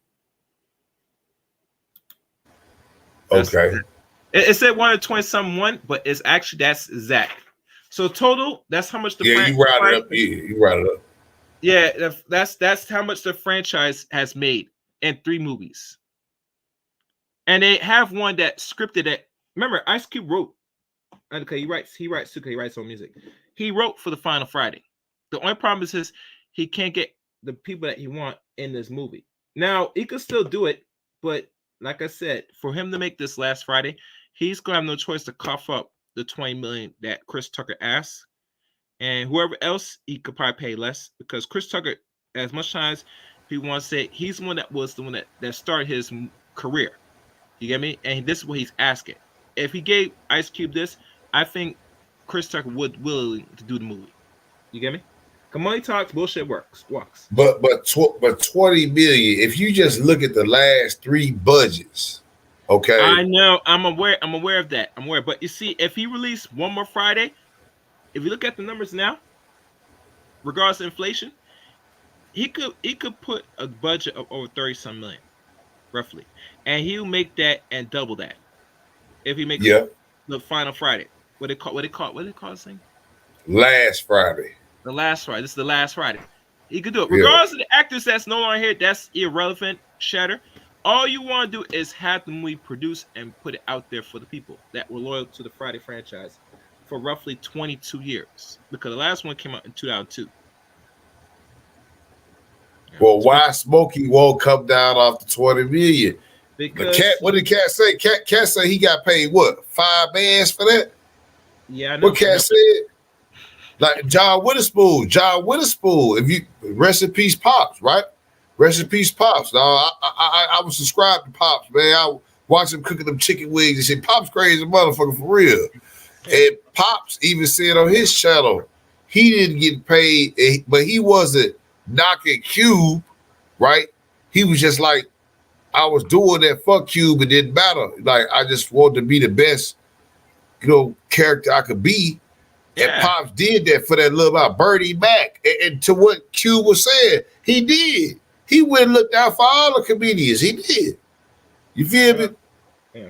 He put them in there. So, Cat just running his mouth because it's some people that rubbed him wrong. And he tired of taking the bullshit. 2024, he like, man, he ain't having the shit no more. He go, hey, if you got some smoke, man, come on with it. I can't be mad at the nigga, man. All right, let's continue. And please, guys, support the channel. I didn't put I know it is. Support channel. Cash App, Super Chat. That's how I already know that I'm going to be funnier than you. What he told everybody was Cat Williams, and don't nobody know who he is. I'm on the radio. I'm with Steven Said. Everybody know me. That's what he told everybody that would listen to on the set. That's the truth of the matter. He was so egregious, not now, then. He was so egregious that, and Hollywood has never heard this in 100 years. He was so egregious, I put in my contract that I won't work with Ricky Smiley again unless he's in a dress. Now, what was Ricky Smiley's next movie? Was it First Sunday? Did he wear a dress in it? You bet he did. It's in my contract. Ooh, why would you put that in your contract, Cat? That's where he's a believable actor. Him and Tyler Perry can't play a man to save their life. Ooh, man, hold up. Cat, bro. That's pimping in the highest degree. I don't know what that is, bro. That's serious pimping. Man, look here. Shannon Sharp know what he was doing, dog. Shannon Sharp knew what he was doing. You feel me? He didn't blow the internet up with this interview, and Cat wasn't holding back at all. He telling it like it is. You feel me? Yeah. Now, that's got to be one of the funniest 2 hours I done watched, nigga, all year, dog. But it's funny because it's Cat Williams, but the fact that he's telling truth, let's say all the shit that Cat said, right, Chaos, is false, right? Yeah. Yeah. Let's say it's all lies, right? Let me play devil's advocate for a second. Why are people getting on the internet? Mike Epps even got me like, nigga, why you ain't say my name? Nigga, say my name. Nigga, let me just, nigga, because he going at him. You feel me? He ain't stopping. They coming back at him. Cube that came out, man, says a phase on. I mean, you feel me? He ruffled some feathers with this one here, dog. Matter of fact, come here, my good friend George did a video and Ice Cube response. Matter of fact, we're kind of funny. But what Cube said, and I O'Shea Jackson, dog, I fuck with O'Shea. O'Shea, I see what he attempt to do, and he didn't put a lot of people on. I like O'Shea, but you know what I'm saying? The way he said what he responded to it, because I saw for what it was. I like Cat. I like Cat as a comedian. You know what I'm saying? So just see him on Shay go back and forth. It was just, just say shit that we already don't know, but Cat just put a little check mark on some of the stuff that we thought about. Yeah. So if it was all lies, would nobody ever come out there and put a check mark behind it? You feel me? So for every person that he said to come out and put a check mark, trying to defend themselves, whatever, some of that shit got to be real. You feel me? He hitting some motherfucking me notes right now because y'all was saying that about Cat Williams before. Like he even called us and said, man, y'all, you let these, he even called Shay out. He was like, Shannon, you let these niggas get up here and they be talking shit about me, and bitch, you don't even say that to them. Like, and then he let them talk. You know what I'm saying? He was like, Yeah, he said the entertainer, boy. I don't know what said told him, boy. He got that Steve Harvey energy for that nigga, boy. You know, he destroyed Steve Harvey at that comedy show. He did. I watched it. I had a whole series on that shit. Man, look here. Said, I always thought Said was gonna be the one he. Oh man, when I see that video, I was like, damn, Said did steal that joke from Cat, dog. That is facts. He did. He just changed it from a car to a spaceship. Man, come on now. Cat was on Comic View. He did say that joke first. That's fucking crazy. I'd have seen it and I didn't even know. But I love Sid. I fuck with Sid. And I love that joke. You know what I'm saying? I love when he played it, but I forgot all about that. Cat Williams had made that joke first. But you know, we ain't gotta talk about that. But see, that's what Cat like. He did had enough now. He did had enough. He like, oh, let me see. You gotta beware. You know, motherfuckers, you know what I'm saying, be around you. You treat them dirty, but they down with you. They fuck with you. Well, I didn't know Cat Williams put 60 comedians in movies. I didn't know that. I didn't know it either. That's some new thing to me. That's something new. You know? I mean, Cat has put a lot of people down, you know? But anyway, let me keep running this. And I'm going to run Ice Cube's response to this. They play good women, and I believe that the best actor should be in the best role. So that's why, because when we released that clip and he said that, you responded because he said he was supposed to play Money Mike and you were supposed to play Santa Claus. An outright lie. So that he knows is a lie. So why would he say it? Because he's a liar. Nobody knows why liars lie. And that's why I had to come on the program. Cedric did the same thing. Cedric told you when you asked him, did you steal Cat Williams' joke? Yeah. He said, it don't line up. How it don't line up that I did it on TV in 2018? You came to see me at the Comedy Store do it in 2019 and then did it on the Kings of Comedy. Like, what doesn't line up? This is a televised joke that Mark Curry helped me punch up and get to the level that it was. The same Steve that went to go watch Mark Curry do his whole sitcom and then stole everything Mark Curry had. Now Steve got a sitcom where he the principal and he wear a suit and then he gets this high top fade, making all black men think he got the best lineup in the business. And it's a man unit. Then you ask, why you not a movie star? I didn't want to be a movie star. This the same Negro that hated on Bernie with this same thing. You know, hold up. That's what I'm talking about right now. See, you know what I'm saying? My thing is this. I didn't know all those years Steve was balding. Dog, that fucking I was about to get a high top, dog. How smooth that nigga shit was. Boy, that shit was. Oh shit. Bro, like, I don't know if you can pull that shit, boy. When that nigga was up in that bitch, boy, they had that motherfucker be high top, boy. You know, he had the one little chick that they said was on there with him. You feel me? He had Lovita Jenkins, and then you had, you know, Steve with the how he had, you know, bullet head. I remember all of that. His show was getting major shit. And if you watch King of Comedy and you look at the deleted scenes, the bloopers, you see Bernie say, man, white folks, go ahead and give me a show. I know y'all scared of it. I'm black ass nigga from Chicago. You know, I might say something. Yeah, I might. But let me go ahead. He's like, man, he said, if I die, which was crazy. Yeah. I hated he said that at that time, but I understood what he said. He said, if I die, I ain't giving nobody nothing. Like, fuck them all, right? But he was in the thing with Steve Harvey. They was shooting basketball. Him, Steve, D.L. Hughley, and Cedric Entertainer. At that time, Bernie never had a show. Remember this. Bernie never had a show. Steve was stalling Bernie out. He could have put Bernie on. Remember, D.L. Hughley already had his own show. Okay. Yeah, I think he had his first before everybody else, didn't he? Yeah, but well, no. Steve had his show first. Then DL had it, and then Sid, of course, was on Steve's show, so he was there as well. So Steve Harvey and Cedric Entertainer, they both was on Steve Harvey's show. DL had his show after they got their show already on the popping. But DL had his show. Birdie didn't have no show at that time. He didn't have no show. And he had said in his book, if you read the book, like you said, most people don't read. If you read the book, he explains how Steve hated on him.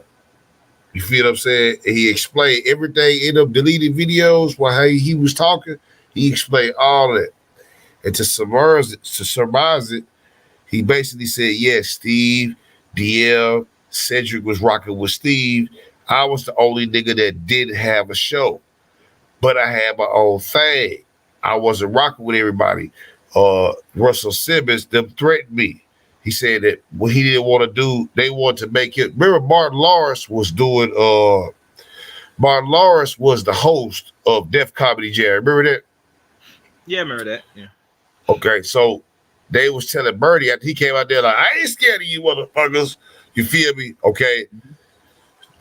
Russell Simmons wanted him to come back, and he was like, well, shit. He was like, well, we gonna make you. Martin do movies. Martin do this. He got his own show. Martin was hot right there. So he's like, man, we gonna just get you, Birdie, and you just do the hosting. He was like, nah, I'm a comic, and that's Martin's job. That's Martin. That ain't for me, Russell. Mm-hmm. Okay, I'm gonna do what I do. And they were like, well, no, you gonna do the season 2 and the season 3 of Def Jam, Def Comedy Jam, or else, right? He was like, or else.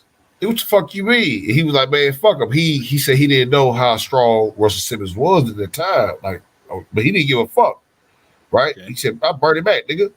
So he said, man, the dude, the lawyer who was with Russell Simmons, he basically was like, we gonna blackball you from any, like, anything that's in New York where we in charge of, some money coming in, some woo-woo, we gonna make sure Bernie Mac not involved because he didn't want to do Russell Simmons hosting because Russell wanted him, and he was like, I'm not finna buy it out. So the Players Club came around, right? Cube came and got Bernie, and then Cube came and got Bernie for Friday. Mm-hmm. You know, he was like, that's what he was like. He went over to the West Coast. He was fucking with Cube. He was fucking with people that was fucking with him. And he said, I did not know if I denied a job for Russell Simmons, they'll blackball me. See, he was talking about the blackballing before Monique, before all these people. Bernie already had been blackballed, but he never said nothing about it. Notice, he never said nothing bad about Steve Harvey that you can see out of come out of his mouth. He maybe the book, if you read the book, but never on stage, never in show business that he ever say bad about anybody. Really? Yeah. You feel me? Because he was a businessman.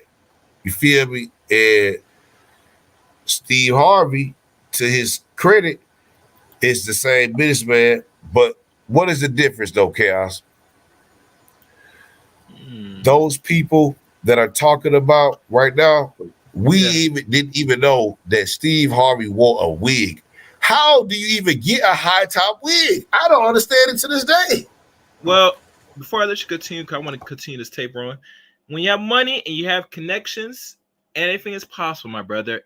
Anything is possible. Fair use, fair use.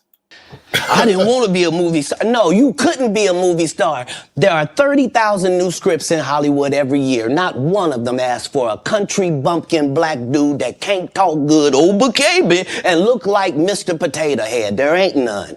You would have to have range. I played a lot of characters, 60 movie roles. I'm not playing Cat Williams in there. I don't know, Cat. We might not let you drink anymore the way you. I mean, we ain't even got. I'm not fueled by alcohol. I've had a sip, less than you. The truth don't need motivation. I'm just saying I can't let these dudes lie. Cedric's sitting here telling you why he ain't a movie star. He over here look like a walrus. You didn't say nothing. He can't even get his arms off his stomach sitting over here. Why I'm not a movie star. What? It's a situation. He never wrote anything. Remember, when Cedric the Entertainer starts, he's supposed to be singing, dancing, and telling jokes. That's why he's called the Entertainer. Right. We found out he can't sing, can't dance, and doesn't write jokes. He did 4 comedy specials. They're so bad, Shannon, they're not available on Netflix or Tubi. Can I say that again for the audience? No, please say that to the people in the back. Hey, not the two. No. Wait. I want to repeat that one more time. So bad that they're not available on Netflix or Tubi. You don't think Sam's a good comedian? The world doesn't think that, sir. I have 12 comedy specials. He has 4 specials that are not available on Netflix or Tubi. Tubi! You know Tubi? Let me say something. No, I can't. Wait. Chill. TubeBuddy right now is Negro App TV. You find all the black films that couldn't make it in Hollywood be on Tubi. Bro, I know a couple of dudes that's got. I know a couple dudes got some shit on there. Trash look good. If you can't make it on TubeBuddy, you are trash. Bro, I got a couple dudes, man, in the city that I didn't even know. They was like, yeah, man, check out my movie. I was like, oh, okay. I think he finna come in with a DVD. He said, nah, my shit on Tubi. I said, Tubi? I go look the shit up. I'm like, damn. You know, anybody can put that shit on Tubi. Bro, listen. If you want to get your feet in the door with the filming genre, put your stuff on Tubi. Most of the people that used to be singers are retired singers, or they're out of that part of the business life. They're taking their money that they make millions and start making movies, low budget movies, and they put it on Tubi, and they be good. Trust me, they're not trash. They be good. I know, but it's a meme. It's a meme out that's like, if it's on Tubi, it's trash or whatever. But the way Cat said it, he like, yo, shit, it's not on Netflix or Tubi. And see, I know what he said because Sid had a coming to the stage type of thing. Yeah. And he had it in Biloxi, man. He had him, Lil Duval was on there way back before people who knew who Lil Duval was. And it was another dude from Jackson, and then Juan Villarreal, he's from Houston. And they had a group of cats, man. They had one other dude from Jackson. They had like 5 dudes that Sid did his part. It was a great show, dog. I bought the shit on DVD. I supported my brother Sid. I liked his shit. So I understand what he said. You can find it on YouTube in a low quality, but he's right. That show is not available on Netflix or Tubi. Cat Williams is right. And so either but the show was great. Okay, if Sid could put it up, I'm sure he would have. But that whoever that is they did that royalty deal with, it must have been a one shot out for him because they not perpetuity and put in syndication. So he made his check off of that. That's what it is. Whatever this the low quality red shit on YouTube, whatever it is, unless you bought the DVD or you buy it directly from there, you won't be able to have it. So what Cat is saying is technically right again. I can't knock a man when he right. So hey, I ain't heard no lies yet. Keep on playing the shit, man. It's a good show, man. Chaos, you got to go with him. All right, let's keep going. It seems to me, Cat, that you had a lot to get off your chest. No. You wanted to set the record straight. Winners are not allowed to allow losers to rewrite history. I don't say any of these things if my name is not breached by these people on your platform. If you give a liar a platform to lie, then I'm not being messy by saying, hold on, that never happened, it's untrue, and there are hundreds of witnesses for each thing I'm saying. So let me ask you this. What is your relationship with Steve Harvey, Ricky Smiley, and Cedric the Entertainer as you sit here currently? For 30 years, they're a group. These aren't 3 random guys. The way that Ricky Smiley kept appearing at all of my auditions is because of Steven said he would tell anybody that, listen, they got a gang on that side. They know what it is. They know who the gang is. Why Earthquake not in movies? 'Cause he's illiterate. He can't read. And they found that out when they gave him a show and put the cards in front of him. Like, all of these dudes are co-entwined and they share secrets. And this is the age of truth. And the truth doesn't need to be scared of the fact that people tell lies. Cats on drugs. Where are the stories? Why is there no story of anybody who ever sold a drug to me, did a drug with me, was around me when I was inebriated? I got 5 daughters. I got 5 sons. Why would we tell these ridiculous stories? Well, they tell ridiculous stories because when you start talking about people in the business, the only best solution they have is slander, to say things about your name, your character. If they do it in high numbers, because they got the bigger mics, people will go around and that's a smear. That's the character smear. Or they smear your character. See, before they take you out the game, they gotta smear you. So once they smear you, once they take you out the game, now this we talking financial, but it can go to physical, right? Once we smear you financially, smear you in the public press.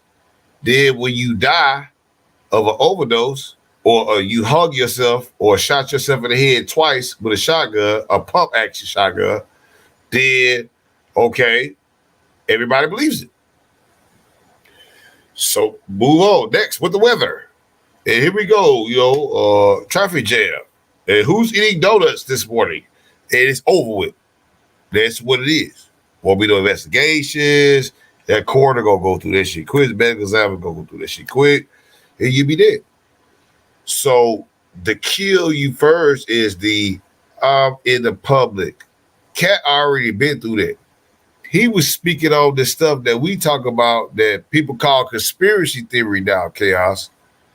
Years ago, in his comedy special, all stand up, produced, took the cases. They took him to jail 30 times. Did he stop? No. He kept moving with it. And for that, I got to respect him because he put his life and his financial on the line. You feel what I'm saying? Saying these type of things in Hollywood, that could get him hurt. But he ain't no rookie to this. He with it. And he still holding on. He spoke on everybody. Shit, man, I would want to be on his shit list, bro. That nigga spoke on Earthquake. I like Earthquake, bro. I watched Earthquake on Comic View, man. Earthquake is funny. I didn't know Earthquake could read. Is he fat? A big fat black man or something? Yeah, Earthquake was a big dude, man. He wasn't just like fat, but he was a big, solid dude. But I didn't know Earthquake could read. See, that's personal. You see what I'm saying? See, you don't know what people that did to this man for him to come out and say this shit. Like, he done made movies. It'd be different if Cat Williams was just a nobody. But Cat did put all these people. He done this. You know what I'm saying? He done got to the point where he don't give a damn. And everything might not be like you say, accurate, alleged. But some of the stuff we can go back and look. Like, I never knew. I fuck with Cedric, bro. I love that spaceship joke, bro. I did not know. I did not know Cat Williams did that shit at first, bro. I did not know that shit, bro. And that's facts. But this been, 30 years? He ain't never said nothing about it. Never said nothing about it. All right, let's keep going. Let's keep listening. Because it's competition. You feel like, well, why comedy guys can't just get along? Yes. Why didn't you get along with the other teams you were competing against? If you're a Denver Bronco, why you don't get along with the Cowboys? Something wrong with you? But I don't disagree. I don't dislike all the Cowboys. Cat, damn, you like this? No, that's okay, not. What comedians do you like? Did you play against the team? Yes. I've taken 46 comedians with me on the road. 46. Okay. I'm not the comedian you can give that to. I only put on comedians that are funnier than me. Anybody that ever told you differently was a fat Faison liar. There's nobody like me in the business. Faison just caught a straight. Faison said that Getting a Netflix special is easy. I have 12 specials. Guess how many Faison got? 0. So it Why can't be is that he easy. allowed to have conversations about real stand-up people? We Damn. Nigga ain't shit, Man, dog. why are you talking, Negro? Get your ass out. Damn. Bro, that shit's so funny, man. When I heard him say that shit the first time, he was like, what? He said, a fat Faison lie. I said, oh, shit. He finna go in. Mhm. Bro. Hey, Elsler, you have anything you want to say to this conversation or to what you, I don't know if you watched this. I think everybody watched it now. Yeah, man. Hey, tell me what you think, because I'm seeing this shit, bro. Hus, tell me what you think about this, dog, for real. Yeah. All right, he's not ready. All right. But yeah, man. Like I said before, personally, people that have not even put out no work, yeah, they have to really shut the hell up. I'm sorry. You talking about But other look, people, you have see, not produced nothing. Faison, I like Faison, right? I like Faison. Big word, okay? We fuck with Faison. Faison that has some movies, okay? So Cat can't just say he ain't had no movies. Faison was in a couple movies that probably nobody ever even known about, okay? And He that's was in a bad. movie That's bad. with the Resident Evil girl, not Mila Jovovich, but the other one, the Mexican girl that's in the Fast and Furious, Blue Crush. This doing surfing. Imagine Faison big ass on a surfboard. Yes, Blue Crush. So he's had some movies like esoterically like that. There's no part of the comedy, no part of the black sphere of the movies. He has been in Hollywood and have got movies after Friday and before Friday. So, but when he speak on Netflix specifically, since he have Netflix specials, he's got the administrator Netflix thing. We can upload your videos, get your money. He can click on and search for Faison Love. If he don't have no Netflix specials, he can tell. He's like, well, you don't got no Netflix specials. I got 12. So what are you talking about? Once again, the facts cannot be disproven. You feel what I'm saying? I'm waiting on the lies for Cat to tell. I'm waiting on the lies. I'm trying to check the lies. No lies detected, dog. No lies.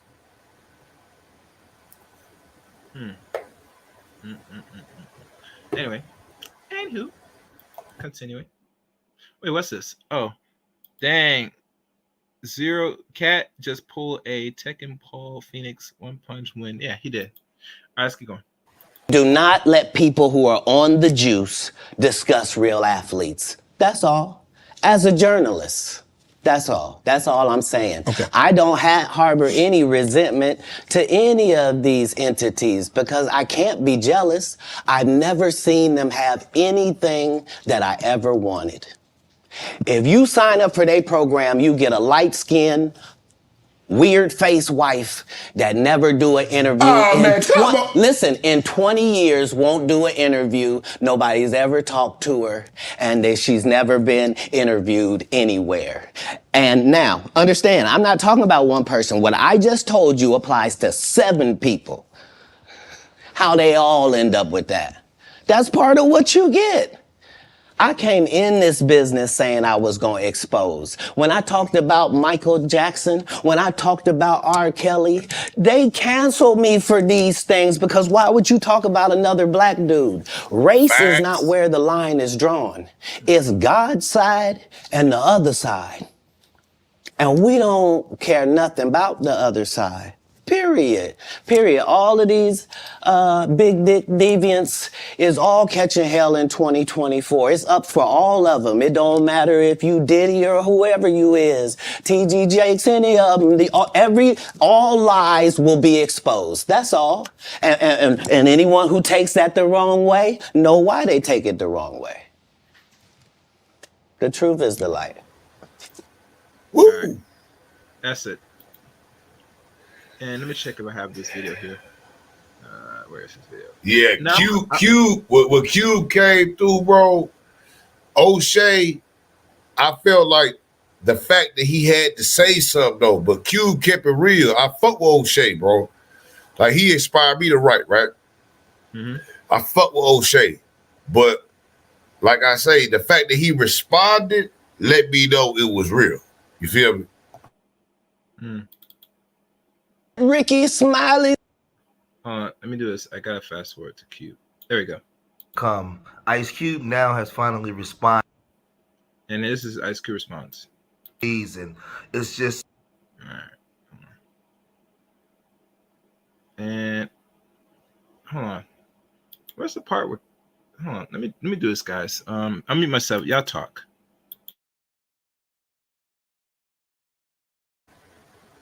Yeah, bro. Cube came through. I think he was classy with his shit being a boss. And you gotta like get these people. You gotta remember, this was back in the days before this big money shit was even a thing. And you want to be on Friday. You know what I mean? It wasn't like Cube was trying to get you on some bullshit movie. You know what I mean? Everybody wanted to be on Friday. Like that was your ticket in. You know? Yeah. And after almost 30 years, the movie's aged pretty good. I can't say the same for the sequels, but it's aged. The first one's aged pretty good. 29 years later. And that's a testament to the man's casting. He casted a lot of great comedians, man. You feel me? Method actors, you know, Debo. I mean, from Debo all the way down to Ezel, dog. Bernie Mac. Bernie, you know what I'm saying? Come on, man. You know, even that little chick, Miss Parker. You feel me? He went Nia Long. I mean, Pops. Man, Moms. He went down the list on that, man. Sucker. Like, you know, who's who of black actors, man, was in that movie, bro. And they all took that. Even John Witherspoon said he didn't get paid up to $5,000. But they did it for Cube.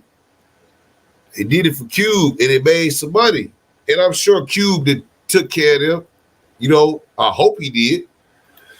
But to hear him now say stuff, I know it's hitting him. Not hurting him, but it's hitting him because Cat is talking, and these all people he did business with. So he got to say something because Cat is saying, well, this is, you got people saying that Buddy Mike was going to be my part. And you know Cat gonna go in here because he's like, well, you wear dresses, and that's all they want you for. And nigga, you know, Ricky Smiley, you feel me? So he you know he gotta say something because these all people you didn't pay, you the boss. Like, I mean, you gotta say something, right?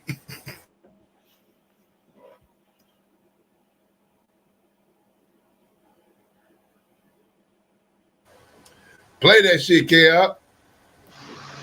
Yeah, give me a second. Give me a second. Give me a second, guys. Keep talking. All right.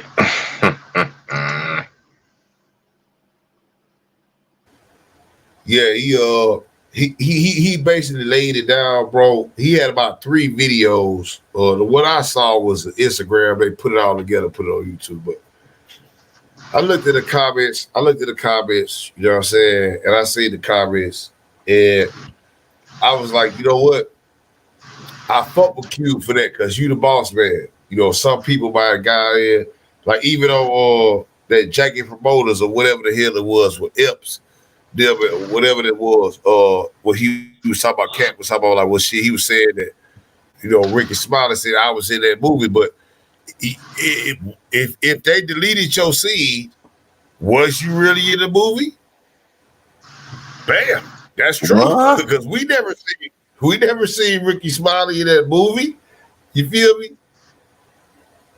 You remember when Mike Epps and Cube did that Jackie Promoter shit?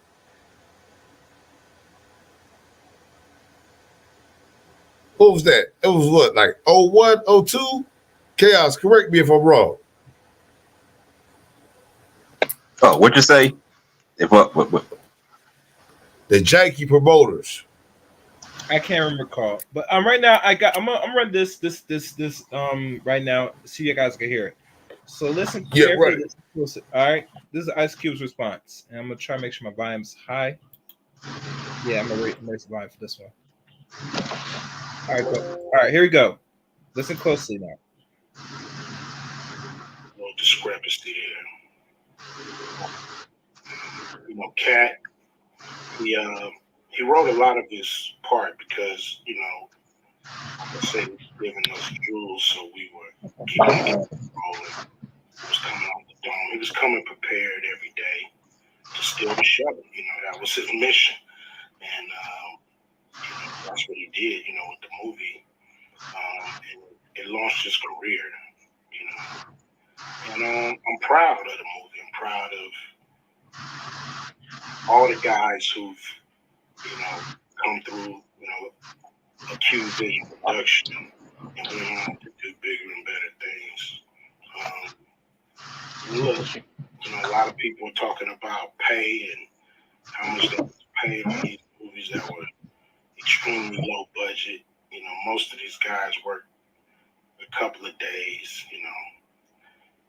And when you're doing a movie, there's over 100 people working on the movie that need to get paid. Most of them got to get paid every day. And there's pre-production and post-production. Even after you finish with the actors, you got to pay editors and sound people. And my movies are all about quality, so most of the money go up on the screen. I'm not giving you no bullshit. I'm not giving you no low budget, you know, you can laugh at because it's so cheap. So, you know, we try to put all the money on the screen. And so any actor that's mad at what they got paid, you know, just look at what you was doing and look at where your career was at the time. You know, take a look at where it is now.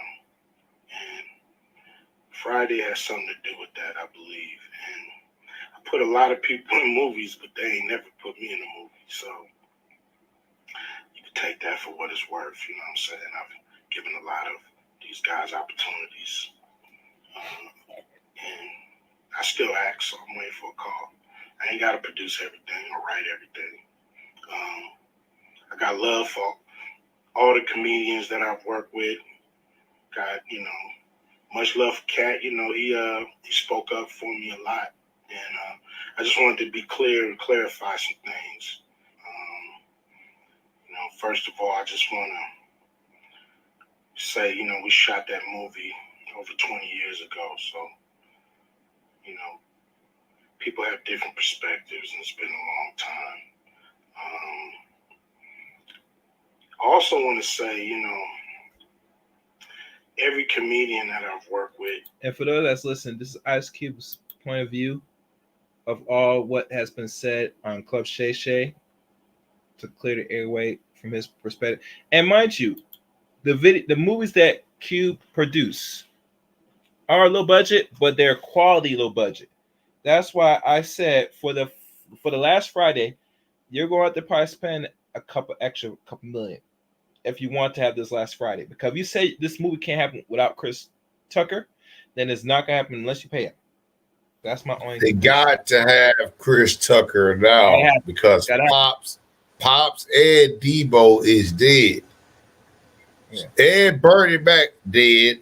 Like we got to get as many people from the original shit as we can. So if they ask for extra money, he's going to have to probably do some negotiations with Netflix. Because will he make that in the box office? It's possible. But where it is now, bro, I don't know what the Coming to America Part 2 made. But like you damn near might want to even make that an exclusive, because everybody might not go to the movies off the muscle. And if you bank it off that, like we need to bank, like if I was making that shit, I'm gonna try to be banking on my digital, like in my paid exclusive subscription. Oh, okay, we in high demand. Last Friday is in high demand. They would bid those different Netflix. Netflix giving motherfuckers $100 million, cuz. You feel me? Oh yeah. That's That's more than all of the shit that he made combined. Exactly. Like damn near, like for one movie though, so like for one thing, you feel me? Like all you put all together was 121 million, but or 125 or whatever it was. I forgot the exact number, but hell, you get $100 million. If you give Last Friday Netflix, they'd have to give you at least 100 million, son. At least. Yeah. You're right. You're right. Anyway, let's keep listening. Come on to industry. Every comedian that I've put in the movie, I only put them in the movie because I thought they was funny. I thought they was perfect for the part. I tried to put them in a position to win. That's what it's all about, you know. I don't, you know, I look at from, you know, Chris Tucker and Bernie Mac and Mike Epps, Cat Williams, you know, Ricky Smiley, Michael Blackson, Cedric, Kevin Hart. You know, all these guys I know are funny as hell. You know, I didn't discover them. You know, they were doing their stand up or doing their thing, and I knew that they were great and that they could act, and that you know, if I have an opportunity, I was going to give them an opportunity. You know, to me, that's what it's all about. You know, as far as, you know, specific things, you know, Cat was 100 on a few things. Most of what he was saying, a couple of things, you know, I just want to clarify. When we bring in a new, you know, comedian, we do have them try out for different roles. So Ricky did give Money Mike a shot.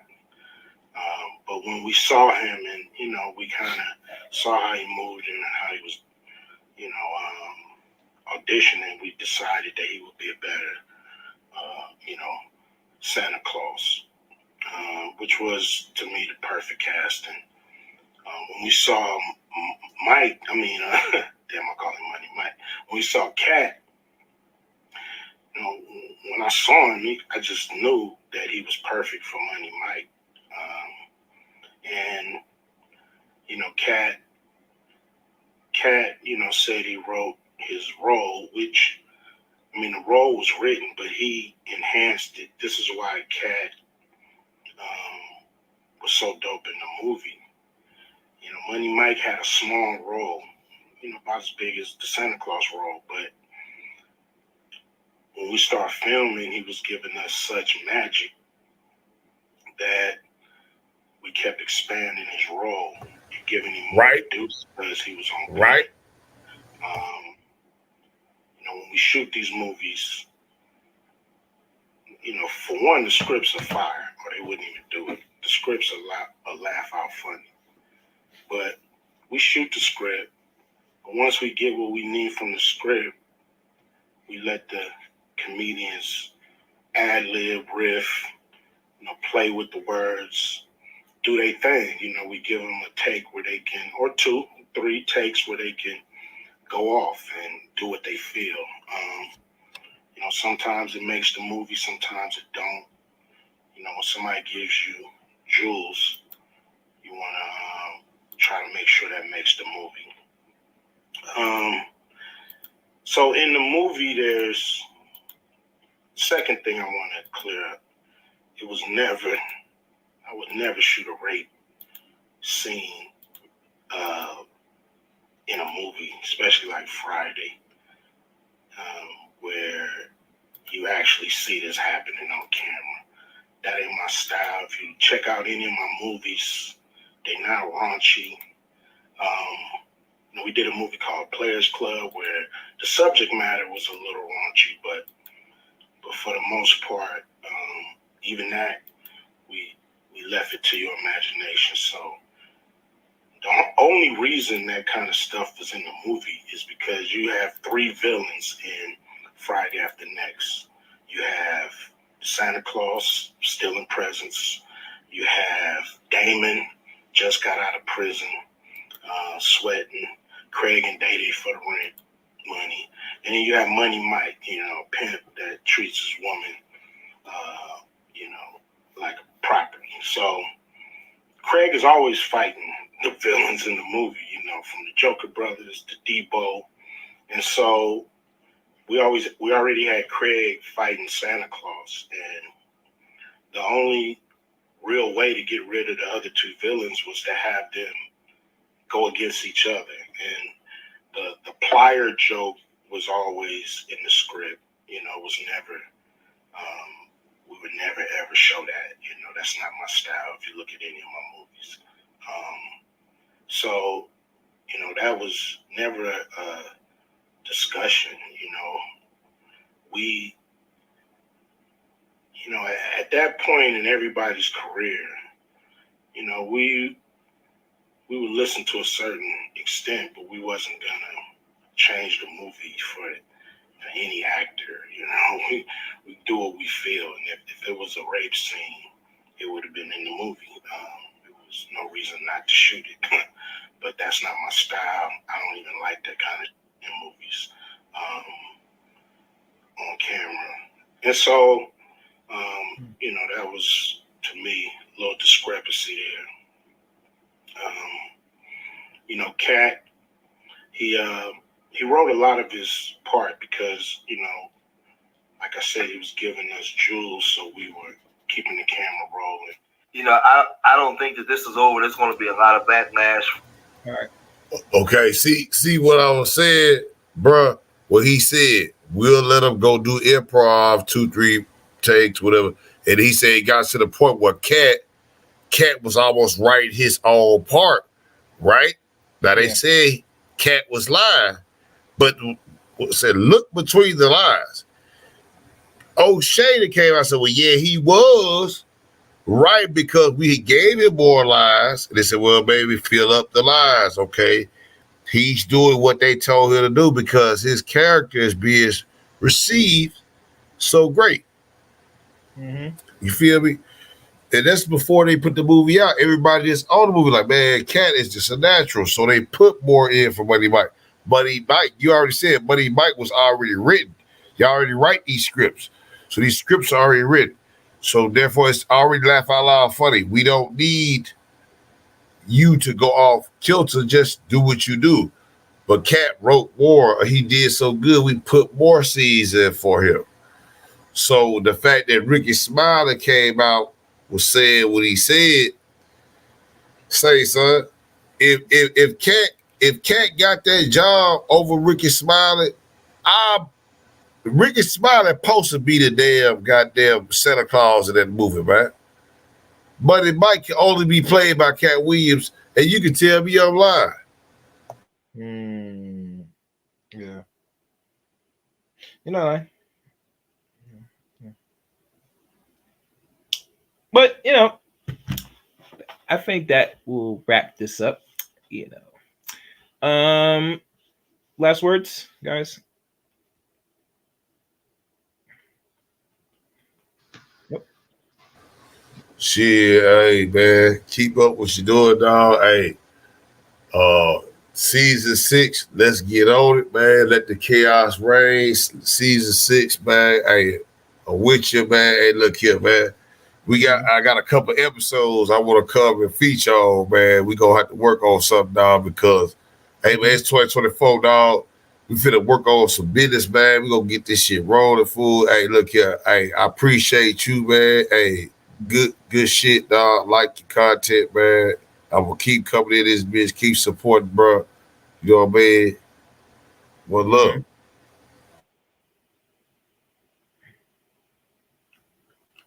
All right. Thank you.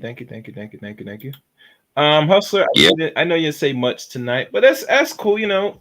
At times this is just improv, open panel. You know what it is. Yeah. But great show as always, and It's just crazy. Cat Williams had the guts to call out all the nonsense that's been going on behind the scenes with these comedians and stuff. They talk about stolen jokes as damn near the equivalent of plagiarizing a book report. And you're going to steal someone's, if you're going to use another person's joke or whatever, or something that they say, at least reference the person first or after the fact. But I guess they didn't think too much into that. So I can see how they can cause a little bit of controversy behind the scenes or whatever. So yeah, at least shout me out while you saying my joke. You change to a spaceship, just say, "Hey man, it'll be all straight, bro." I'm saying you gotta play devil's advocate, right? It's all straight until you just say, "Hey man, shout out to Cat Williams, man," because that shit was funny. You see that, man? That thing was funny. The joke still landed, but you gave shout out to your boy who you got it from. Like, give the context. I agree. All right, guys. Yeah, that's the way it's supposed to be. Yep. All right, thank you guys for coming up. Thank you, appreciate it. All right, guys. Not a problem. Yep. To everybody in the chat. Yep, one love. For everybody in the chat room today, thank you for the participating. And I hope you guys catch the replay of this stream. You know how it goes. You know how it goes. And like always, please, go back to the replay of this. A lot of things were put out here. I'm not sure if I'll, break it up. Who knows? Stay tuned. The links to follow me on social media are the following. Follow me on Twitter at ChaosReign7. Add me as a friend on Facebook, Eric Ray on Facebook. Join my Rumble page on Rumble, CRain23 on Rumble. Also, join Discord service of the Chaos Reign Show as well. And last but not least, become a member of the Chaos Reign Show for all content, exclusive or non-exclusive. Become a member. 2 tiers. Pick your tiers of what you want to be on the Chaos Reign Show. And that's pretty much it. This should be an interesting season. We'll see what I could do on here. That's it. Thank y'all for listening to today's stream. And like always, until next time, let Chaos reign.